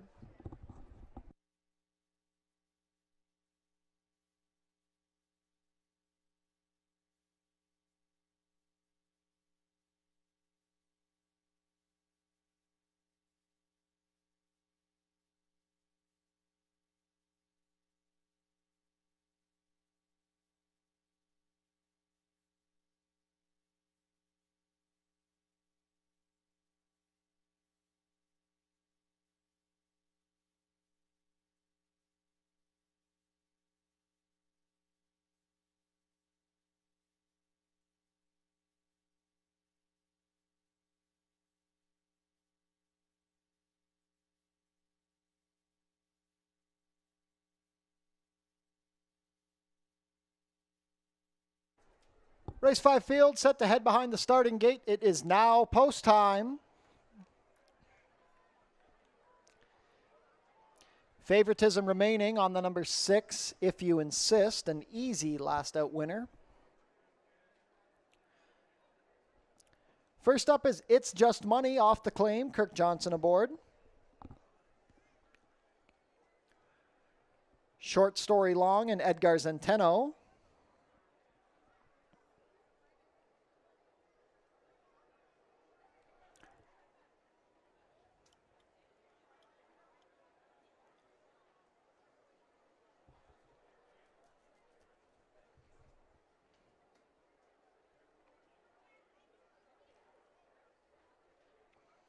Still waiting on Short Story Long,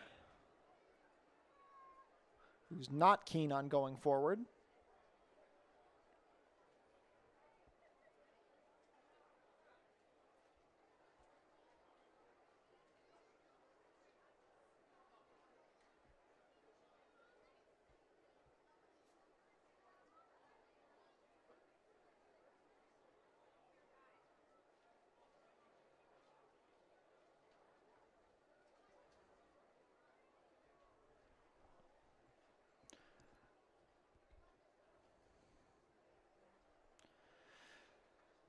Short Story Long still digging in his heels.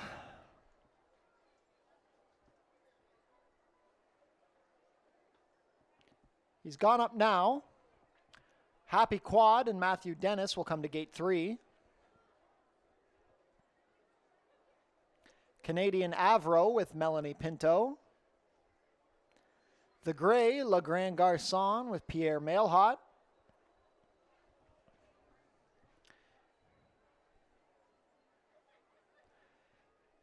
Favorite If You Insist with Chris Husbands. Last up will be Grand Spirited and Ishmael Mascara.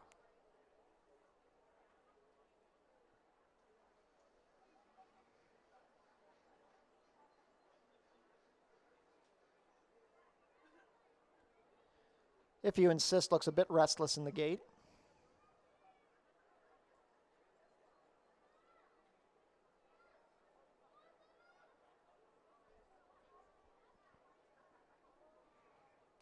Grand Spirited comes up. All set for a start.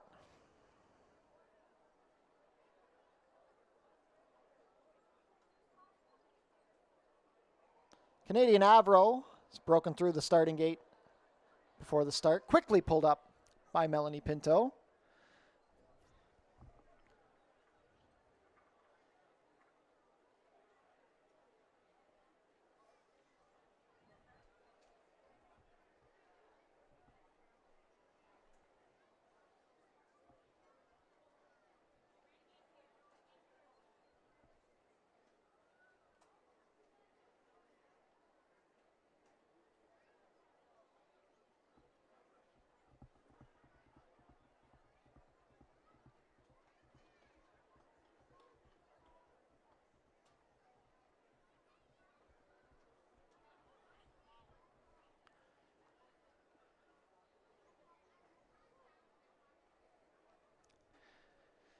The others have been backed out.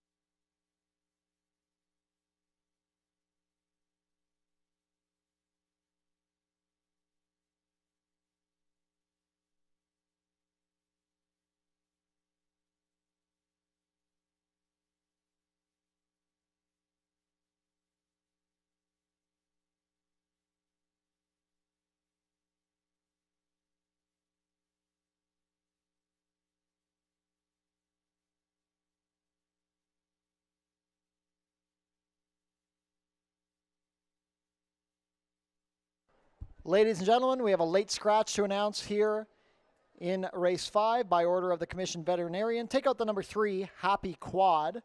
Late vet scratch of the number 3, Happy Quad here in race 5. Win, play, show, exactor, try, super, double starting in race 5 wagers and pick 3 that began in race 5 will be refunded. There'll be a consolation double paid out on the double that began in race 4. If you add Happy Quad in any pick 3, pick 4, or pick 5 wagers, you will inherit the post-time favorite.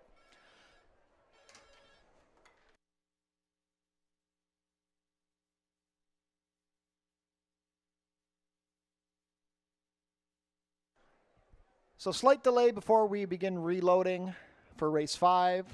It's again the late vet scratch of the number 3, Happy Quad. Stand by before we begin the loading process.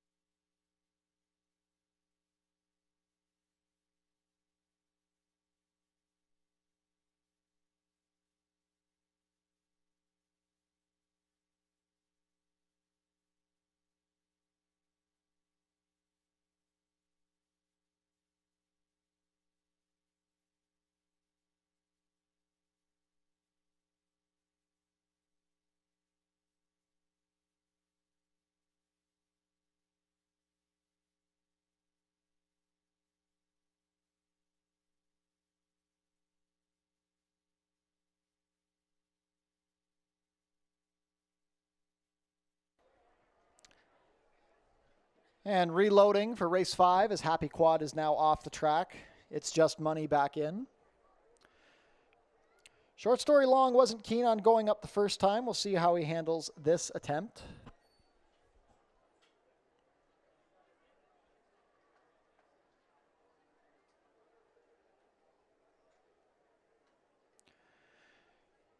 Short story long gone in easier this time.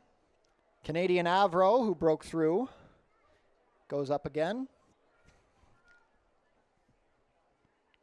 Le Grand Garçon.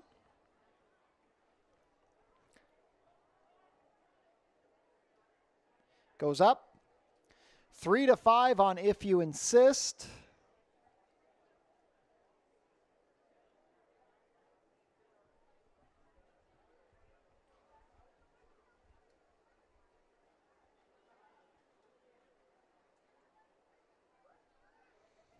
Last in will be Grand Spirited with Ishmael Mascara.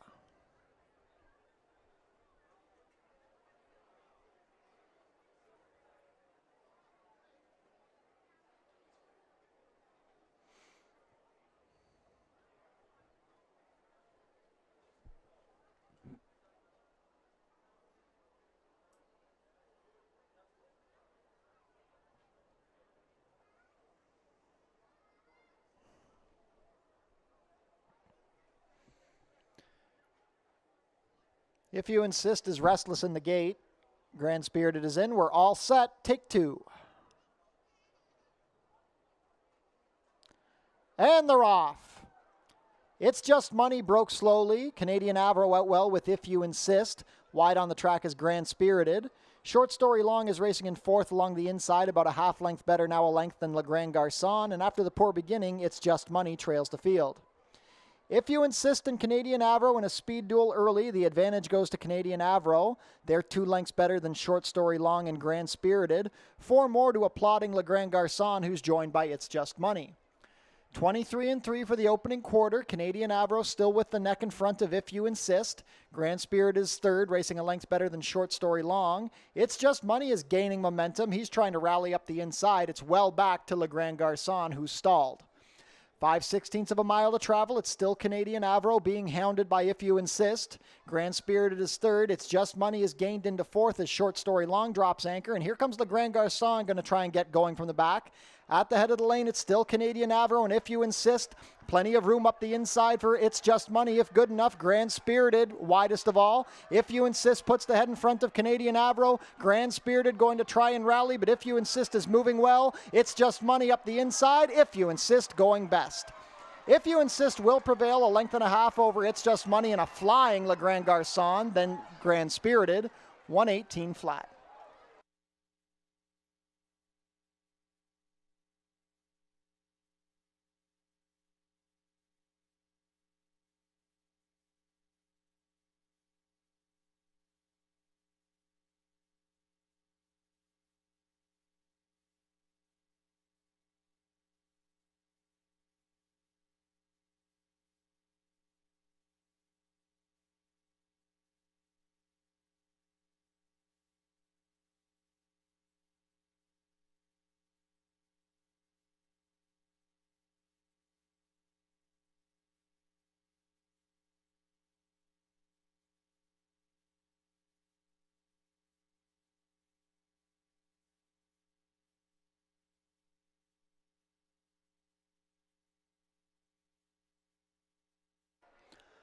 Unofficial in race 5, the winner is number 6, If You Insist.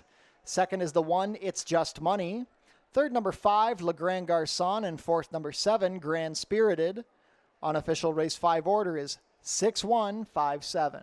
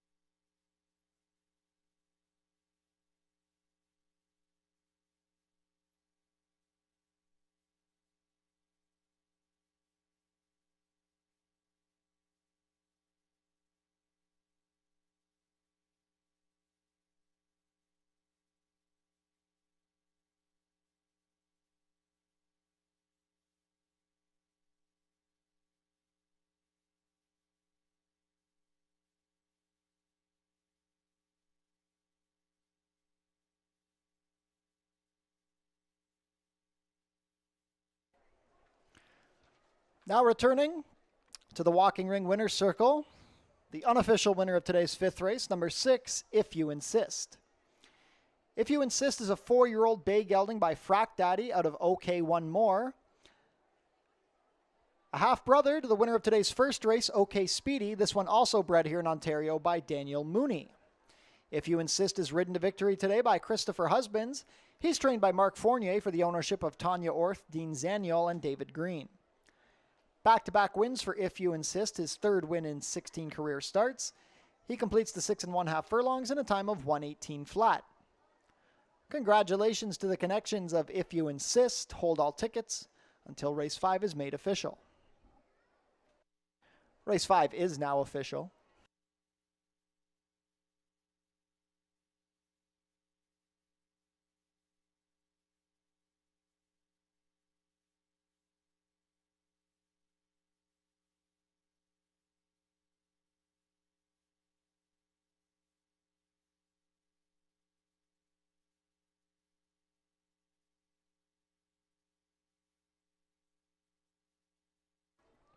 Prices are up. If You Insist returns $350 to win, $240 and $210.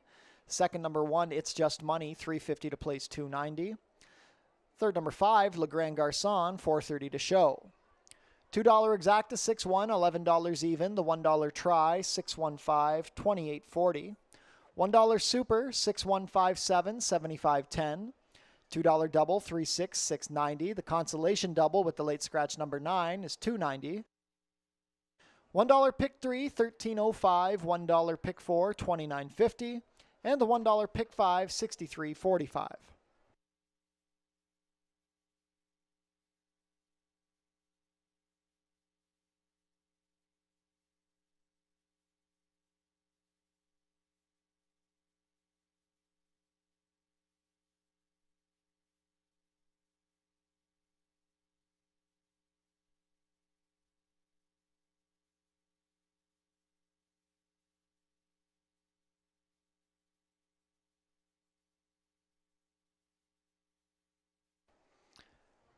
Fort Erie Racetrack would like to say thank you to our new partner, True Green Professional Lawn Care, who is helping us keep the grass looking green and lush this season.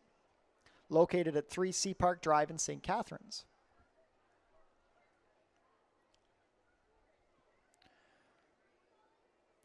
We'd also like to extend a big thank you to Oneida New Holland of Niagara, proud partner of the Fort Erie Racetrack. They provided us with a new tractor for our maintenance this season.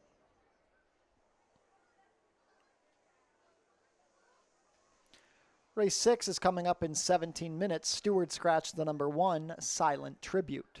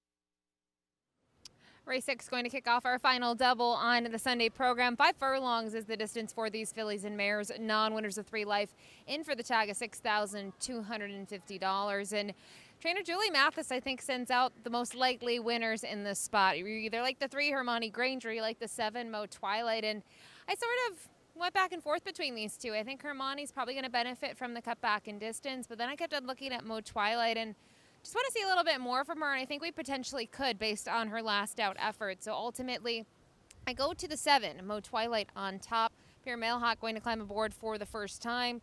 Look at her race 3 back when she was able to win. It was her first start in about 10 weeks or so. She got a nice trip mid-pack in a big field down at Mountaineer and was able to draw clear by 2 lengths. And I liked her race after that. In her most recent race, she really didn't fire, but I think the winner, when you look at the 12-length and 3/4 defeat for Mo Twilight, you have to consider that the winner, Legally Charitable, won by 7 1/4, rifling the runner-up, came back to win us next time out, and even Fixed Your Hair Up Pretty ran pretty good here, recently as well. So to me, probably a tougher group than technically in some ways what she's going to face today, even though the claiming price is more. So Mo Twilight on top.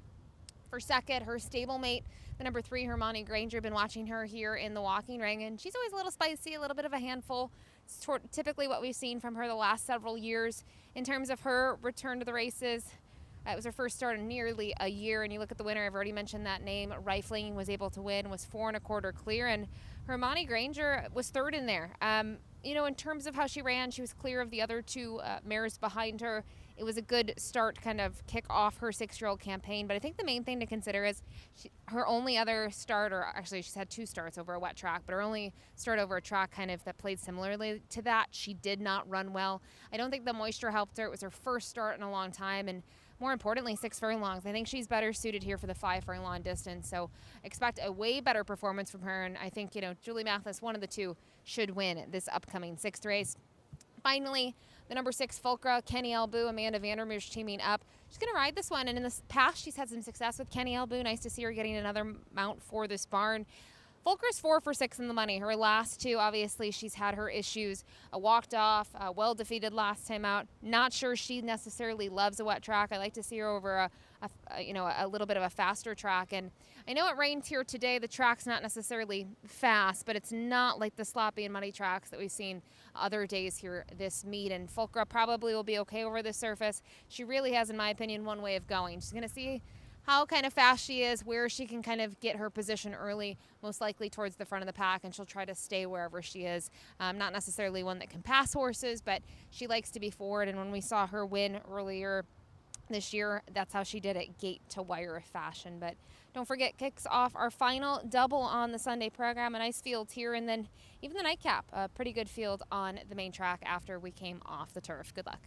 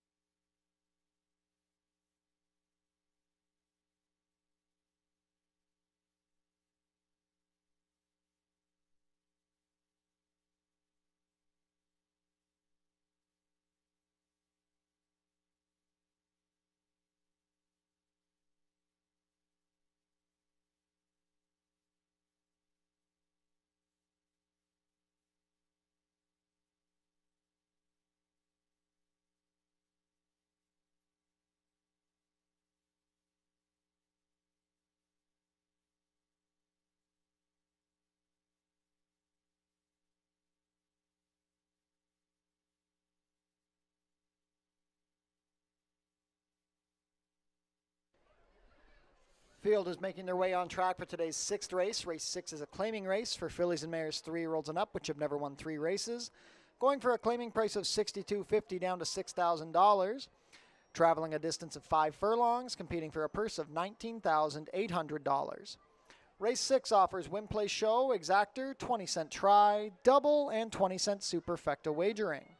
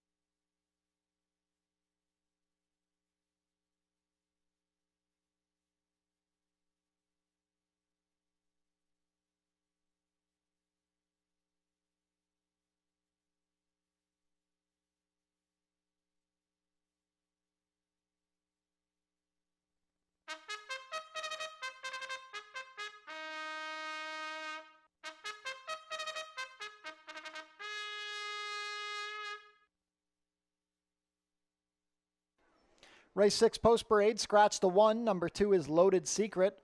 Edgar Zenteno riding for trainer George Newland and owner Robin Osborne.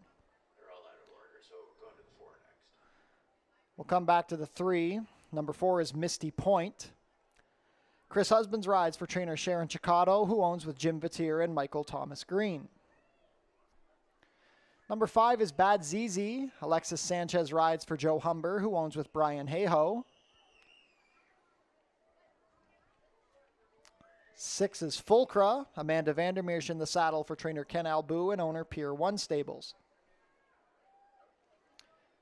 Number 7 is Mo Twilight. Pierre Mailhot has the call for trainer Julie Mathis and owner Bruno Schickadans.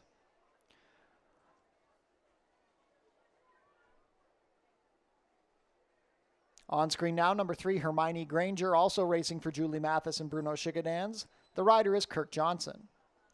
Late double wagering offered here in race 6.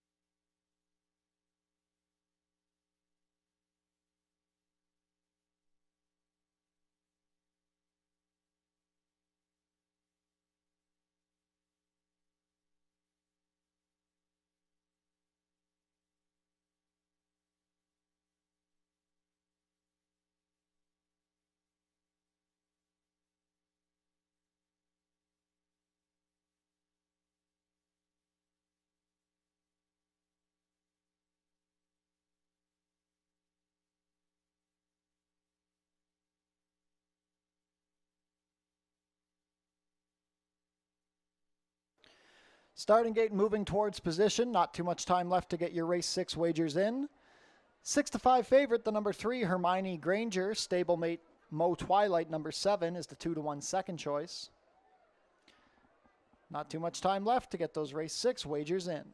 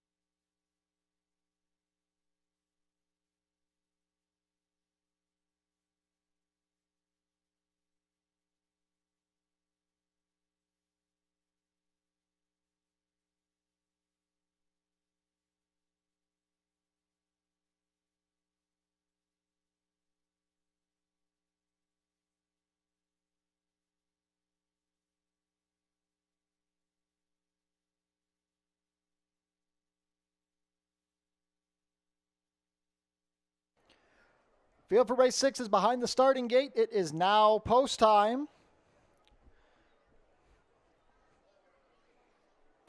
First in will be Loaded Secret and Edgar Centeno.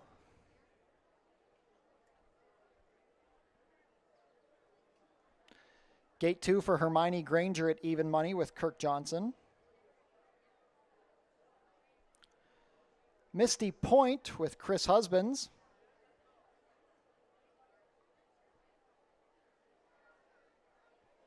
Bad ZZ with Alexis Sanchez. Fulcra with Amanda Vandermeersch. Last up will be Mo Twilight and Pierre Mailhot. All set.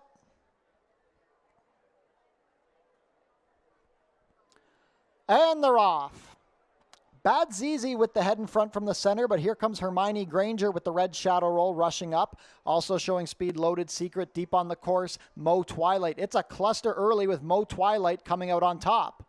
Mo Twilight over Loaded Secret and Hermione Granger. Bad ZZ is fourth, extremely wide Fulcra. Trailing the field, now advancing on the inside is Misty Point. Mo Twilight has rushed 5 lengths clear of Loaded Secret as they race midway round the turn. The opening quarter, 22-2.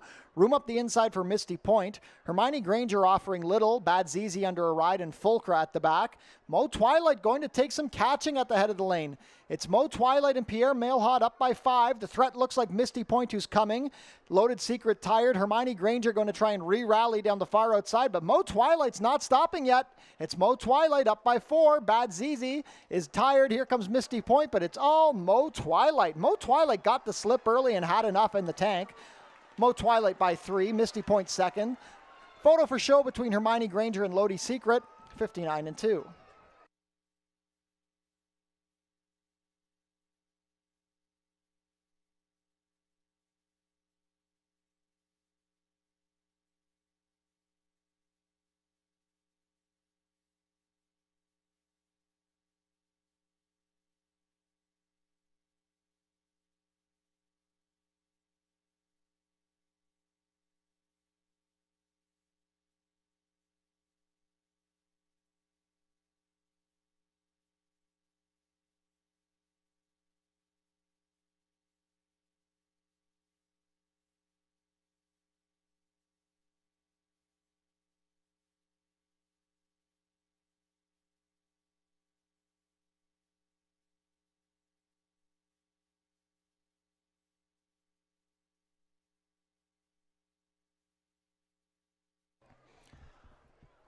Unofficial in race 6, the winner is number 7, Mo Twilight. Second is the 4, Misty Point. Third, number 3, Hermione Granger. Fourth, number 2, Loaded Secret. Unofficial race 6 orders, 7-4-3-2.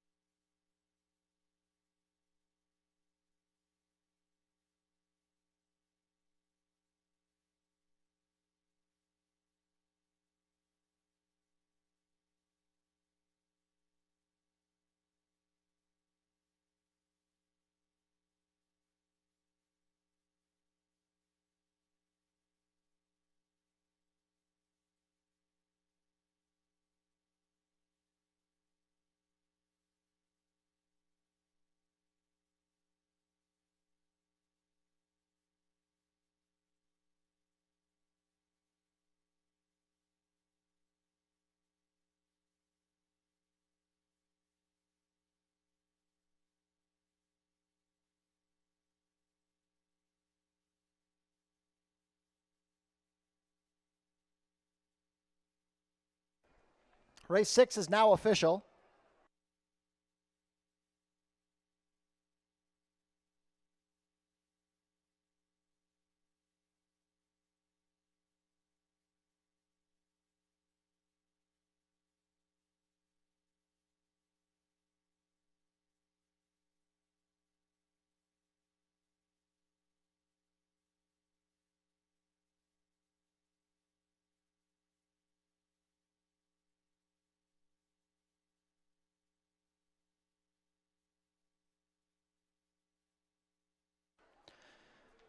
Now returning to the walking ring winner's circle, the official winner of today's 6th race, number 7, Mo Twilight. Mo Twilight is a 4-year-old bay filly by Motown out of Past Twilight. Bred in Kentucky by John Mulholland, and Karen Mulholland. Ridden the victory today by Pierre Mailhot, Mo Twilight is trained by Julie Mathis for Bruno Chickadans. Second win of the year and third lifetime win for Mo Twilight. She hustles to the lead and completes the 5 furlongs in a time of 59-2. Congratulations to the connections of Mo Twilight. Hold all tickets until race 6. Oh wait, no, race 6 is official. Prices will be posted shortly. Mo Twilight pays $860 to win, $690 and $290. Second is the 4 Misty Point, $720 to place, $290. Third, number 3 Hermione Granger, $210 to show. $2 exacta, 7-4, 52.30. The $1 try, 7-4-3, 47.90. $1 super, 7-4-3-2, 71.70. $2 double, 6-7, 14.60. And the $1 pick 3, 18.95.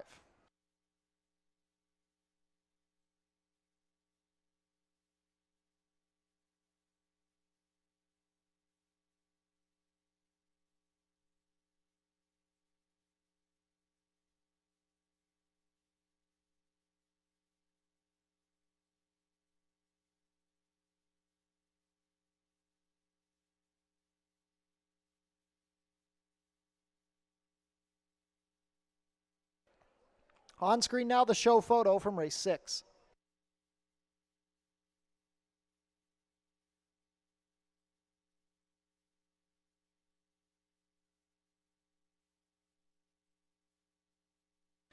The dogs are back this summer. Basset Hound and Corgi races return to Fort Erie on Sunday, August 17th.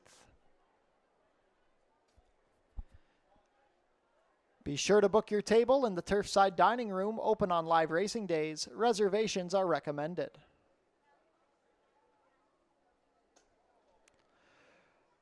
Race 7 changes were off the turf. Race 7 will now be run at 6 1/2 furlongs over the main track. No jackpot high five wagering in race 7. Stewart Scratch, number 1, Developing the Way. Number 2, Rescue That Girl. And number 3, Hardware Gap. Rider change on the number 5, Rookie Radar. Make the rider Alexis Sanchez. Steward scratch the number 6, Defogger. Rider change on the number 9, Connect It. Make the rider Kirk Johnson. He'll be 3 pounds over at 120. And take note the number 10, Forest Flash, will draw in. 16 minutes to post.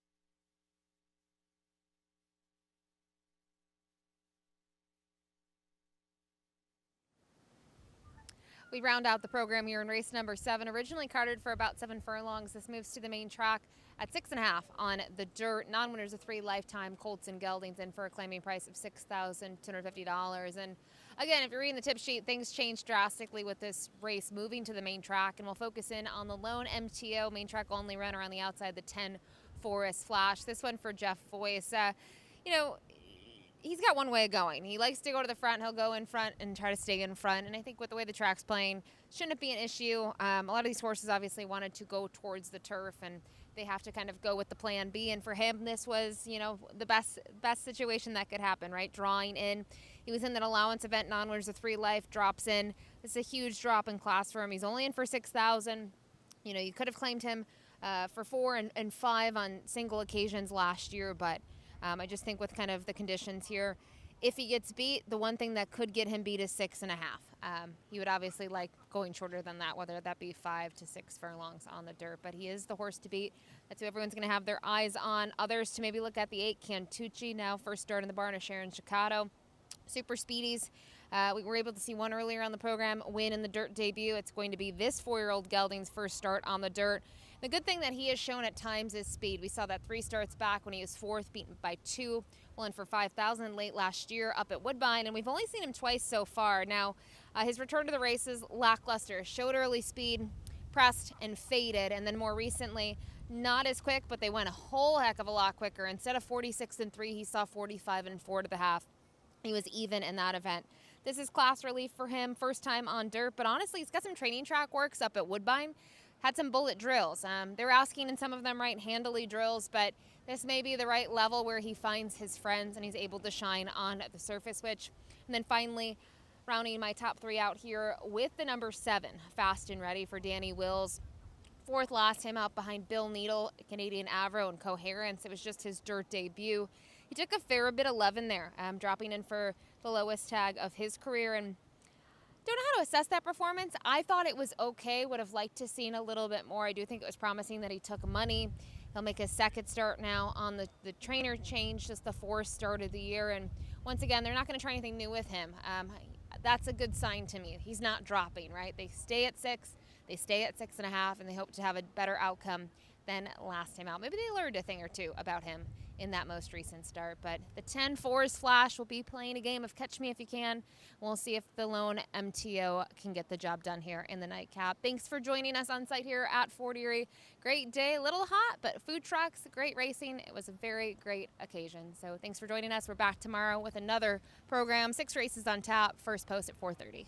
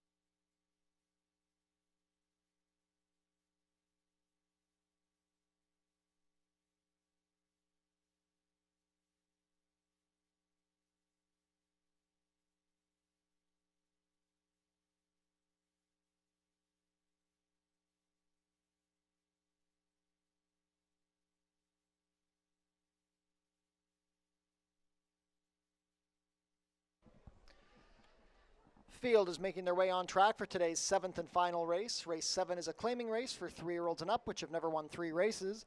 Going for a claiming price of $62.50 down to $6,000.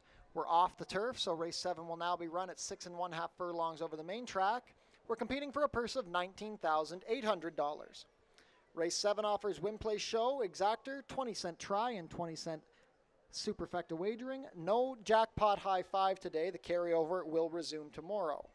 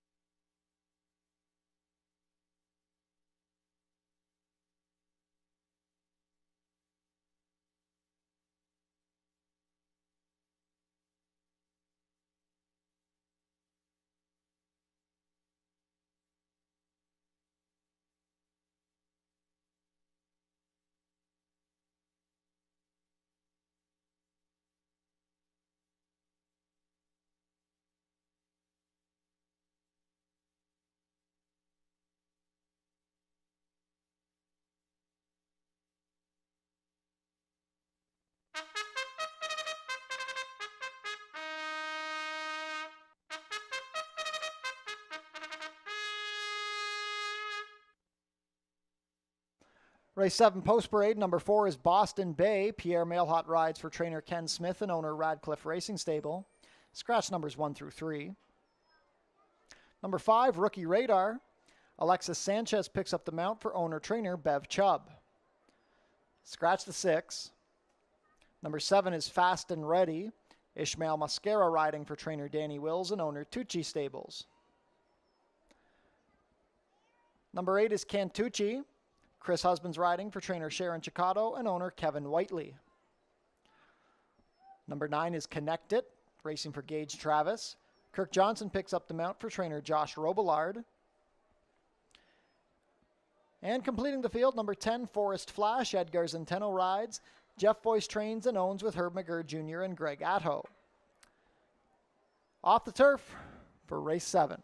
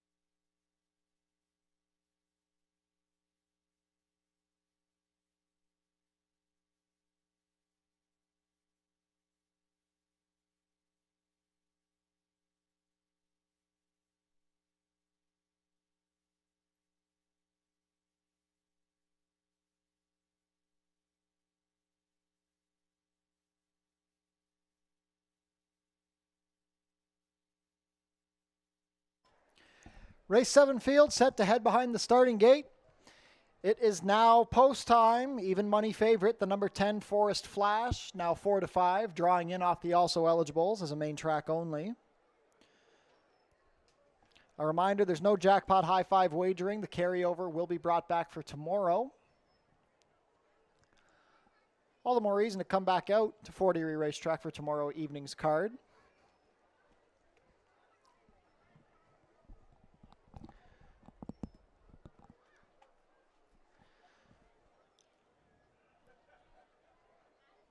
First up is Boston Bay. Pierre Mailhot looks to sweep the late double. Rookie Radar down from Woodbine with Alexis Sanchez picking up the mount.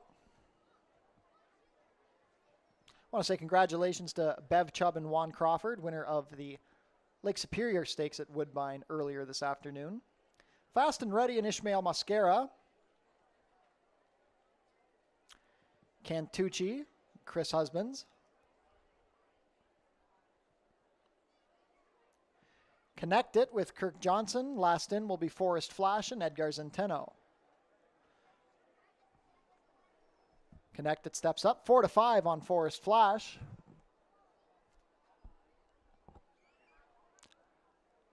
All set for the nightcap.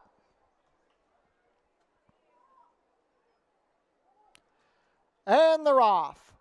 Forest Flash tossed the head at the start. He broke a little slowly. Boston Bay out well from the inside. Here comes Forest Flash after that slow beginning, clearing easily to make the front. Cantucci going to find himself in second with Connect It. Then we have Boston Bay and Rookie Radar. The early trailer is Fast and Ready, about 5 lengths front to back. But Forest Flash overcame a slow start, and he is the lone pace setter. It's Forest Flash. He went the opening quarter in 23 seconds flat. Boston Bay second, a length better than Rookie Radar. Cantucci is racing in fourth. Then we have Fast and Ready. The new trailer is Connect It. 3.5 furlongs left to travel. It's still Forest Flash unheaded on the lead. He's opened up 2.5. Rookie Radar coming on to challenge Boston Bay with Cantucci 3 deep, then Fast and Ready and well back to Connect It, who's losing position with every stride. Forest Flash trying to make this a walk in the park. He's opened up 5 without being asked. Cantucci is into second. Fast and Ready is swung to the far outside, trying to launch a rally. Boston Bay on the inside and Rookie Radar, but they still have to catch Forest Flash. It's Forest Flash and Edgar Zenteno up by 6. Late rally from Fast and Ready and Cantucci, but they're not making any dent in the margin on Forest Flash. Forest Flash going to cruise in to win in the nightcap. Cantucci going to be second. Then Boston Bay, Fast and Ready, and Rookie Radar, 117-3.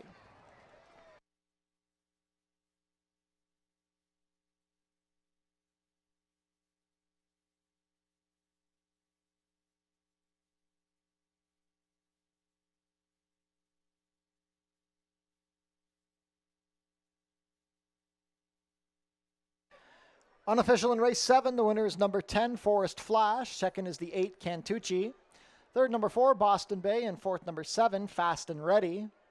Unofficial race 7 order, 10-8, 4-7.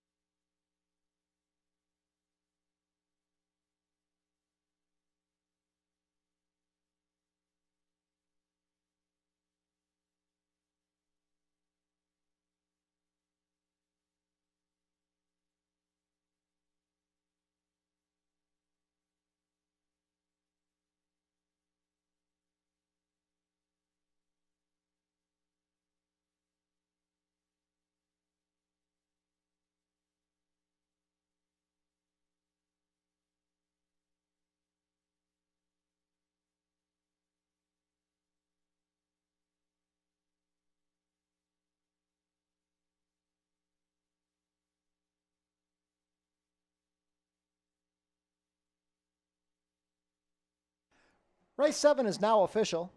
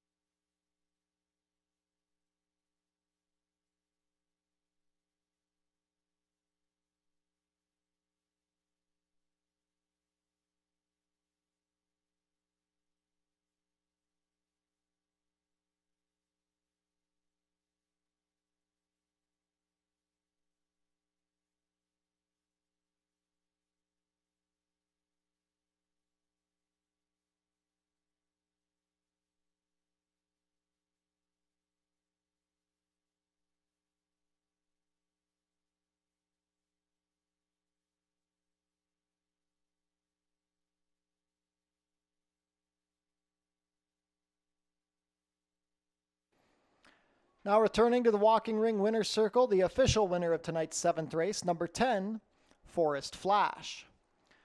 Forest Flash is a 4-year-old bay gelding by Super Speedy out of Forest Love, bred here in Ontario by John Carey.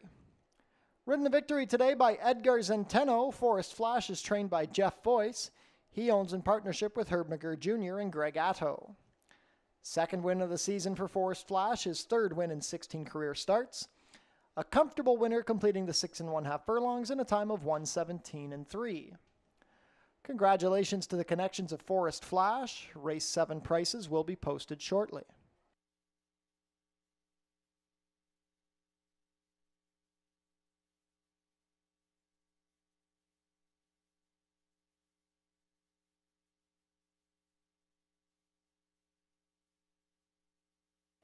Prices are up. Forest Flash, $4.10 to win, $3 and $2.60. Second was the 8 Cantucci, $3.90 to place, $2.90.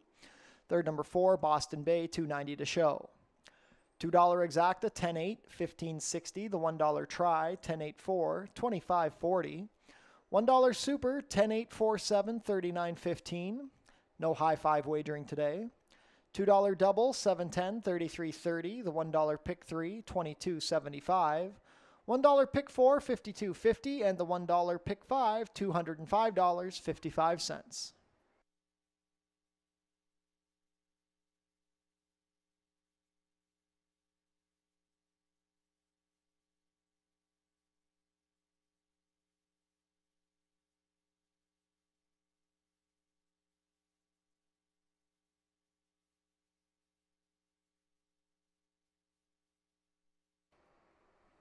The winner was claimed. Forest Flash goes to owner-trainer Ken Albu.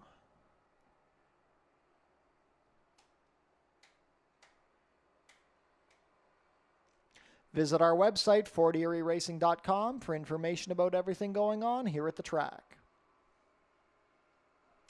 Tune into the pre-race show to get info about the track conditions, scratches and changes, handicapping analysis, and info about upcoming races and events. Racing is back tomorrow at Fort Erie. Post time is 4:30. And a reminder, there's no Tuesday racing this week. Racing resumes on Monday, August 4th.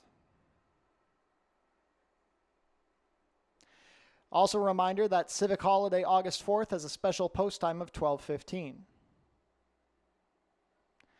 Next Tuesday, come out, we'll have a free concert at the Tiki Bar featuring Rock Garden. Dogs are returning to Fort Erie this summer. The Basset Hound and Corgi races are coming up on Sunday, August 17th. I want to say thank you to our partners at Oneida New Holland of Niagara for providing us with a new tractor for maintenance this season.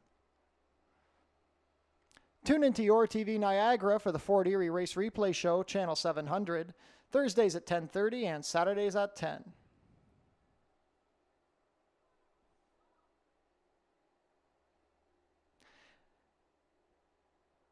And that concludes the Fort Foodie Fest action here from Fort Erie Racetrack. We want to thank everybody for joining us here at the Border Oval today. Racing is back tomorrow. Post time is 4:30. Enjoy the rest of your Sunday and have a wonderful night.